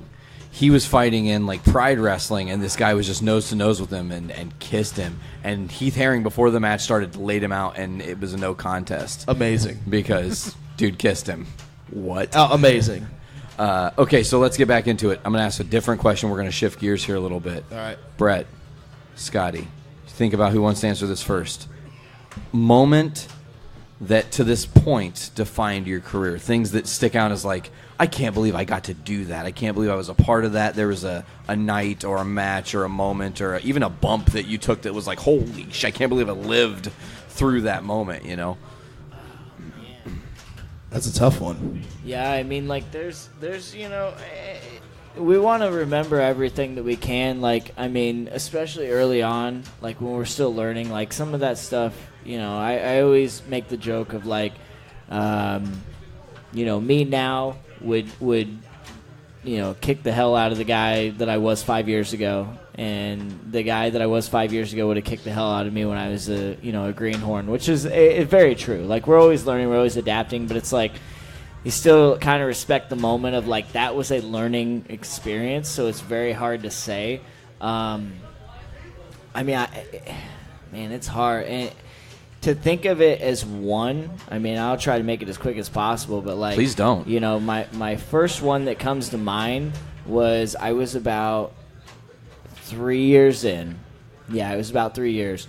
I went about 2.5 years as a babyface into wrestling because everyone just said, "Hey, you look, you know, you're this young babyface kid, you know."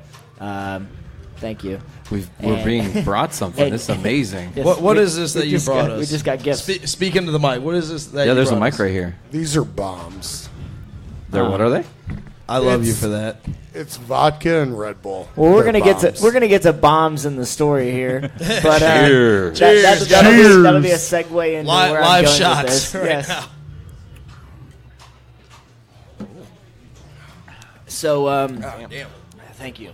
So, the first one that sticks out, you know, is like I said, they thrust me into the business, if you will, as a babyface. Again, me just being stubborn about it, if you will. I kept thinking to myself, you know, I got into wrestling because I want to be the bad guy. I want to be a bad guy. The bad guys fascinated me more. This is what I'm made to do. Never grasped it as being a good guy. Finally got the chance to, hey, you're the guy that goes out there and they love you. Even if you lose every time, love you. I don't care about, you know, like, you know, winning or losing. It's the fact of what impact did I make tonight? The only impact I was making up until then was just people got to the point where they said, yeah, we love you, but we'd love to kind of watch you get your ass kicked. And I don't enjoy people cheering me getting my ass kicked. So when I finally was given the opportunity to kind of jump the fence, if you will, and do what I thought I was meant to do, about 2 months into it, they said, hey, good news, kind of bad news too. Again, being wrestling of it, if you will, you're working Zach Gowen night. That's great. You work Zach Gowen? I worked Zach Gowen 3 times. Wicked. For that matter. Yes, sure. I love Zach to death. I praise him to this. I just talked with Gregory Iron last night. I mean, I've seen and talked to Gregory Iron more, but I worked Zach 3 times. You know, most people I think would know at that point. I mean, the Handicap Heroes, all that. I mean, those guys they're amazing workers. You know, in itself. First time I ever met Zach, sitting there talking, he kind of says, well, give me the synopsis of you. I said, hey, man, like, you know, this is like third, you know, my third real match being a heel. Like, I'm still trying to get the grasp of it, and we get around to it, and he just says, you know, well, you know, we're coming in to kind of do the job, but I'm going to be here tonight, but I won't be here tomorrow. I was like, well, no. And Zach says, yeah. He goes, so we're going to make you look like $1 million tonight. Oh, okay. And Zach, not only did I beat Zach that night, But the biggest thing that stuck out to me was he said, I want you in this match to really pay attention to what you feel was the biggest moment, and I want you to come back and tell me. He goes, I'm going to tell you if you're right or you're wrong. And what it came down to was we didn't really talk about too much in between them, but we were fighting amongst the crowd, and Zach puts me in like the second or third row, which I mean was pretty close to the ring still, but still a pretty decent distance away. And he puts me in this chair, he starts lighting me up with some shots, and all of a sudden Zach just jumps up on the apron with with his one leg, and I'm like, what the hell is this guy about to do? And he hops up to the second rope and does a moonsault and just lays me out, and this chair implodes. And the crowd just went ape shit. And I was like, oh my God. I'm like, this is it. This is that moment that we're living in. Like that was like, and it really it stuck out to me that I was like, okay, that was it. And when we came back and I was like, hey man, this was it, Zach said, yeah, you're right. That's magic. He said, he was like, you beating me, he was like, shocked them all. But that moment when we blew that chair to pieces, he goes, that was that moment. He goes, and you got it. So from then on, I got it, Whoa. Got some. So from then on. Oh, shit. So from then on, this is me going a little heelish here. From here on, because we're talking about me right now. Yeah, do it. Yeah, get back to it. So that was a big learning experience. Like I said, that was about 3 or 4 years in, and like I said, I'll try to fix it up here. Then again, it was the big heel to baby turn in Infinity. Which That's because kind of where you're at now. No, that was about 5 or 6 years in. Okay. By the way, I mean, for what it's worth, the end of this month will be my 10th year in the business of things. 10 years flew by. As much as I hate to say it, it's hard to say I've been in 10 years, but it's been a great learning experience. I believe Scotty was in a triple threat to kind of set up for the number one contendership, if you will, I think, for the heavyweight title that night. But fast forward, like I said, it was a 6-man elimination match to crown the we had the Arrow title. And they said, hey, you've been a heel for the last 3 years, but we're going to turn you baby all on a hunch, and you're going to be the guy. And I was like, not going to work. I said, at the end of the night, I said, it's not going to work. I said, they're going to hate me. I mean, they had me going out with a female. I've been a bad guy for 3 years, and you got me going out with a female and telling me that I'm going to be a good guy at the end of the night. It worked. It really did. Match stood out, to this day. That was a big moment, and which later on I'll plug him on this. Scotty ended up beating me for that title, ending my reign. Right. Oh, he snap! Stole my girlfriend from me, if you will. Yeah, did. And yeah, so I mean, like those are two big moments. Like those are two big things, and I mean, I've only, I'm not sure that I can really go much more off that. I mean, the only other thing I could say is, we were talking about bombs. Those are two matches that were top faves, if you will, and they stuck out in my mind. The next one was I used, to get myself out there from my babyface heel run of things, trying to find myself. Was I did a tag match at Infinity Pro. And it was Revelation, my group, against the Tsunamis, and they beat us with the Tsunami Bomb. That was the irony of the Tsunami Bomb. That stands out as the top 3 to date that were like big career defining moments. Like even a tag match, like I was like, oh, I could be a tag wrestler like with the right partner, But they'll just always stick out. They were big time matches, big time moments, huge reactions, like really made me feel like I definitely belong where I'm at. Hell yeah. Excellent. So, Well, let's ask Scotty the same question. What about you? You've had some time to stew on this one now. Moments that just stick out. You're long-winded. I know. I'm Brett. sorry. It's I'm okay. sorry. No, that was good. No, Sure, please do. No, not like you.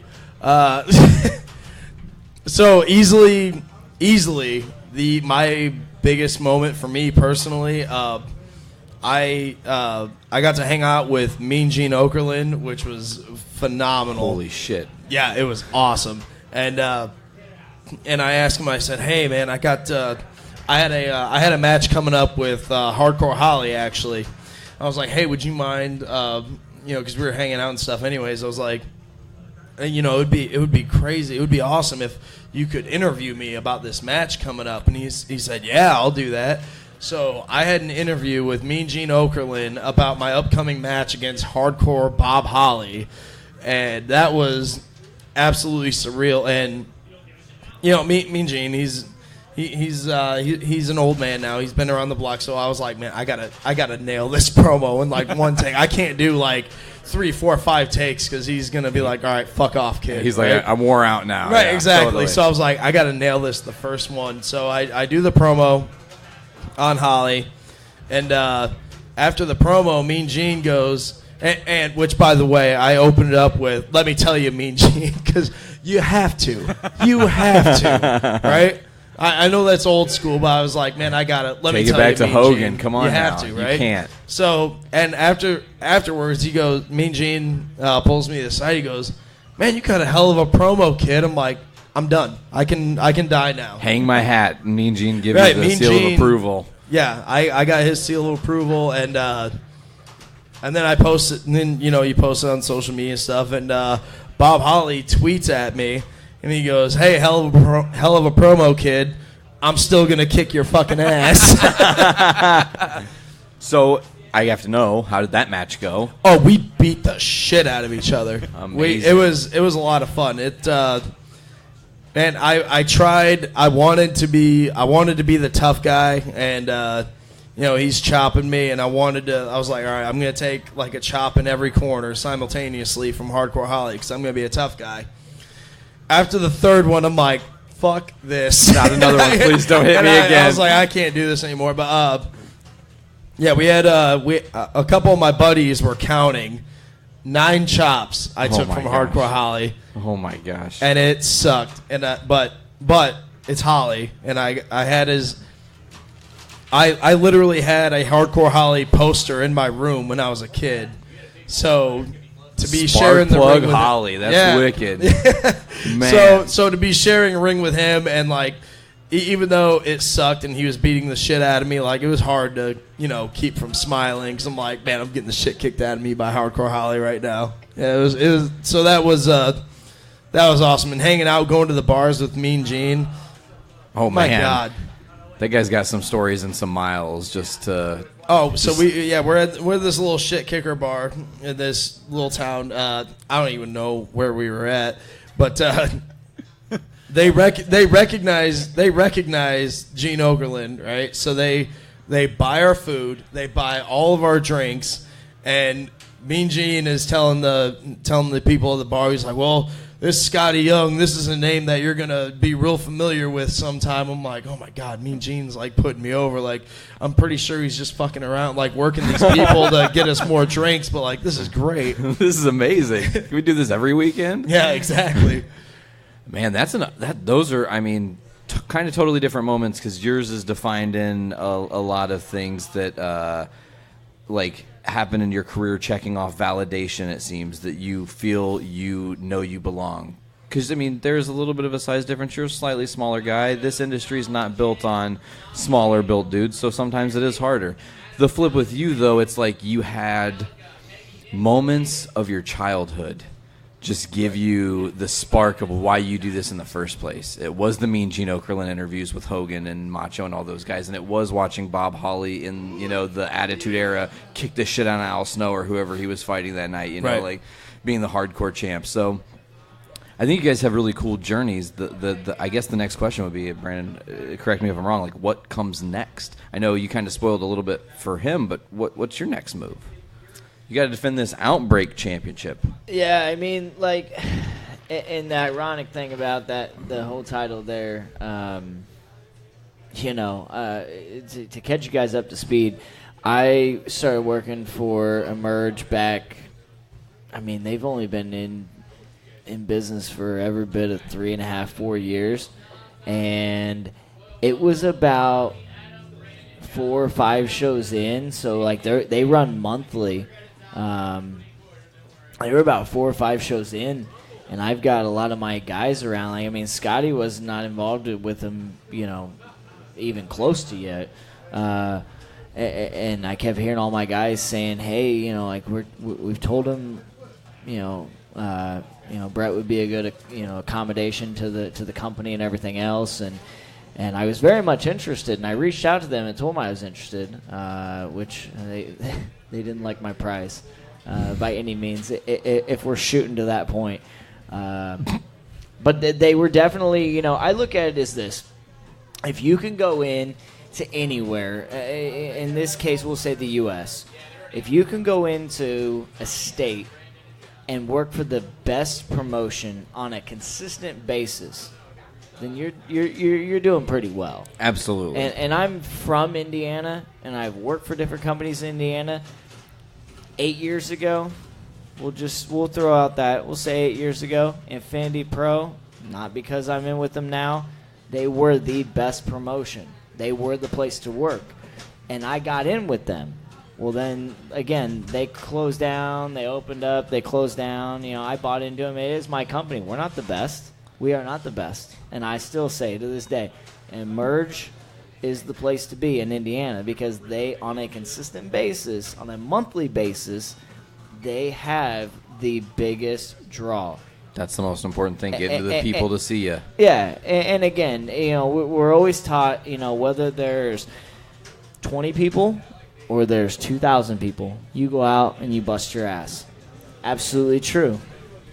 But if we're being real, in this state, in my opinion, Emerge on a consistent basis draws that. So I wanted to be in with that company. And when I came in with that company, they instantly said, You're going to be one of our big guys. Cool. Took me 3 years to get this title. 3 long years. I mean, Scotty, even to this day, I came across he had cut a promo about it, basically bitching about how I had about 9 different title shots at this belt. And very much so I did. Very much so I did. There was a lot of times I showed up going, tonight's the night. They're going to put me over tonight. It was not the night. Oh, shit. It was not the night. Was that a grand scheme thing, or was this just incidental, okay, it looks like we're going to have to go this route tonight, Brett's not your go? Are we full on shooting on this right now? Are we shooting to the gills here? If we're shooting to the gills here, what it comes down to is when I came in, they wanted me to be this bad guy. That wasn't going to happen. I did my job. In the state of Indiana, I've been a lot of places. People know me. Whether I go out and be the biggest dick in the world, my character in itself is a dick. Like, I am just an honest asshole, if you will. And people love it. They cheer for it. A lot of my mannerisms, like, I mean, dude, I beautiful Brett Havoc, and I just recently have transitioned over to Brett 50 Shades of Havoc. Oh, my God, I love it. It screams heel. It screams heel. But people, they cheer it. They love it. They dig it. The girls dig it. Like, the guys, maybe not so much, but the girls dig it. And that's kind of the thing, And they had promised me, right from the get-go, they said, hey, we're going to push you to be the champion. Didn't happen. Fast forward a year later, hey, we're gonna put this belt on you. Didn't happen. And then all of a sudden, like, hey, and I cut him off. I was like, don't tell me. I was like, just don't tell me. I'd rather you guys it happens, because at this point, you've promised me this, it ain't gonna happen. But I was like, you know what? I love you guys. Like, it's all good. We'll make it happen. And it finally happened. And I feel like, if we did it the first or second time, the way that we had discussed, it wouldn't have meant as much as it did this time. Because we always look for the big payoff in this business. And it got its big payoff. Well, yeah, having tries over and over again and people noticing that you keep trying to win this thing and you keep coming up short, when you do finally grab it, it's that moment of just like, yes, this is all I wanted to see happen. Like, we knew it was going to happen. It didn't happen. Right, now right. we're here. Yeah. And again, just my personal experience of it was very hard to kind of get with because, like I said, Scotty, he joined in with the company, I would say, under a year ago, and he captures, the heavyweight title. And it makes me kind of go, well, man, like he got kind of thrust right into it, which what I thought that's taken me 3 years. And it's nothing out of spite by any means. It's just like timing. Timing in is the a path. big thing. Scotty came in and he killed it to that point, and like he has done it to that point. And then when we got our big payoff, and I finally captured it, like that I can't change that. Like that it's that moment that's there, and that's what we live for. And like that's still a learning experience. 10 years later, Still learning. I'll just go ahead and say 10 years. Even though it happened back in June, like 10 years into wrestling, I'm still amazed to just go, well, I agree to disagree, but here it is. And that's what I said with you about me and Scotty. Like, we have a lot of those things where we have hit heads on, and it's like he's looked at me and said, agree to disagree. And, like, I hate it, but it's so true. Yeah. It's that moment, you find it, and it's there, and that's what happens. I have no spite against him or whatever else. Like, he earned it as I've earned mine, and that's why I can say that.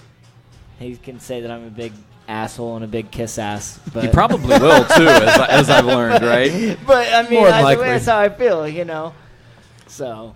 Shit, man. Brandon, do you got any add-ons? Anything you want to look on the inside of these guys? It's cool to talk to guys who are in the harder, in my opinion, the harder working scene. This is the thing that you guys are doing this for the love of the business first and foremost. You're not probably making $1 million a weekend. It's not anything great like that, but I'm in a band. I know what it's like to get the payoff from people validating you by the cheers or interaction or whatever it is. So it's really cool to interact with you guys and learn, some of the backstory. So can I ask a question? I mean, the microphone. Let me ask. Roll reversal. So, Brandon, what do you do on this podcast? All right, so because every time he goes, do you have a question for him? What are you doing? You go, duh. Well, here's the thing.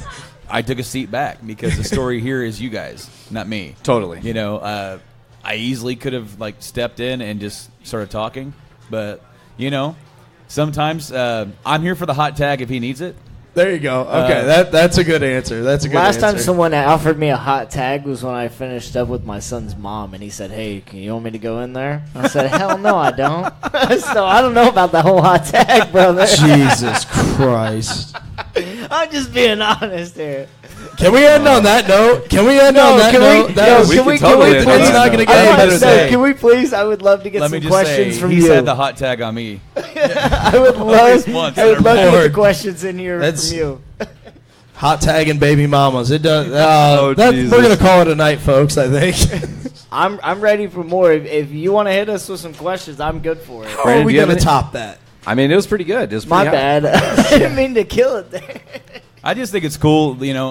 I've lived in the area for, about 10 years. I remember there was a promotion that would come through, not based out of here, but they would this would be one of the stops, as they move around the state. And I just think it's cool that you're kind of bringing it back, a promotion back local, to do some stuff. Because it makes me want to drive 2 hours to come see you guys wrestle. I mean, that's obviously got to say something. I mean, hell yeah. I just feel like, the scene misses it. So, yeah, and especially with Nick Maxon and the Doom Room, those guys are brilliant with putting on shows. The Lafayette market is ripe for stuff to come back and for people to want to do it. This is a campus town that I think for a long time kind of fluttered by the wayside, and a lot of people think about it. So to have cool things like wrestling and shows and shit come back is amazing. You're doing something that's way bigger than you guys now, because when you're done wrestling, if you still are a part of Infinity Pro, you're still going to be booking and helping new guys come up and start their journeys and all this stuff, and that's the beautiful thing of it, is the future of it all. And poor Lafayette and poor Indiana as a whole has been subjected to such terrible, terrible, terrible wrestling in the past, and it's my goal. In all seriousness, I want to show Indiana. I want to show the world that Indiana's not just the shitty state with wrestling. All right, there's a lot of great talent in Indiana that's just waiting to break through. Me and Brett Havoc are two of them. You got your Jake Owens, you got your Keith Creams, you got your Russ Jones. I mean, there's Ace Perry, Dale Patricks. Shout out to some of my guys. Anybody that I didn't name, fuck off. We're the heart of the Midwest. We aren't the crossroads of the Midwest. We are the Midwest. Yeah, Ohio's getting all this attention right now. Fuck you, Ohio. Yeah. It's Indiana. It's Indiana all day. OVE is not over, huh? You guys aren't fans of OVE? I ain't trying to get heat with that. You're gonna have an IVE versus OVE. I like OVE, but if OVE's listening, fucking me and Brett Havoc challenge you to a tag match. Oh shit, Dave, Chris, we just. Am I gonna get kissed again? Last time OVE was in town, I got kissed. Dude, I'm about to kiss you right now. Kiss me. I know I'm pretty. Well, Dave, I know I'm pretty. For the record, Dave kissed you, and me and Dave had heat for about 10 years, and we just squashed that. So, by God, Dave, I hope Scotty's not getting us more heat. So fuck Dave, fuck Ohio. Fuck Ohio. Hold up. Was Dave the hot tag to your baby mama? So I get a kiss from Dave, and I get a half-ass super kick from my best friend. Ooh. What's happening now? I didn't know I wasn't trying to take your head off. I threw you weapons, and dude, I then I got kicked in the mouth. I thought you were about to be like, I didn't know you were my best, or I was your best friend. Like, fuck you, dude. I like, know you were my best friend. Like, how you gonna call me out on the podcast like that? Now it's awkward. During a match, I throw this guy fucking weapons, and then he decides to kick me in the fucking Are you shit. gonna introduce yourself on this thing? You just come in, buying people shots, and talking about getting kissed by dudes. That's how I do this. That's how I do this. I interrupt this. This is old school, still the show. I'm gonna fucking do it. Yes, I love it. Oh, hell yeah. This isn't marking out. Hey, look, I know you, but for the sake of the fans listening to this, who the fuck are you again? That's actually good. My name is Brandon Edging. Welcome to the fold. And I just love wrestling. Fucking A. My jacket's filled with pins. Macho Man, NWO, Rowdy Piper. Rocking the all-in shirt. All in. And not because I bought it online a month after. I bought it at the show. Fucking A. Sold out in 30 minutes. Mark. Goddamn, you're cool. Fuck, man. What were you doing that weekend? I was in Vegas, you asshole. Oh, damn. By the way, I was spending my first trip ever in Vegas. Don't remember much of it, but I hope All In was great. It was one of the best wrestling shows I've ever done. I picked I feel like this is falling apart. I picked the wrong weekend. Going off the rails. All right, folks. Well, I am going to regain control here. Yeah. And say we're going to call it the end of this episode. I want to thank Brett, Scotty, Brandon, for joining me today on Journey into Wrestling Season 3, Episode 8. We also had Casey Taylor in the first hour there. That was awesome to have him on. Make sure to check out Survivor Series happening. Well, it's actually happening right now. Yeah, we already had the kickoff 1 minute. Match. So One we minute already to start Who time. won that kickoff SmackDown. match? Team SmackDown wins the kickoff match. I said that. They can't overcome the Usos and New Day. It ended up being the Usos versus the Revival. Fuck the Revival. Hey, fuck you, man. I love the Revival. All right, folks. I think that's going to do it for Journey into Wrestling. I've been Nate. Been Brando. And we will see you guys later.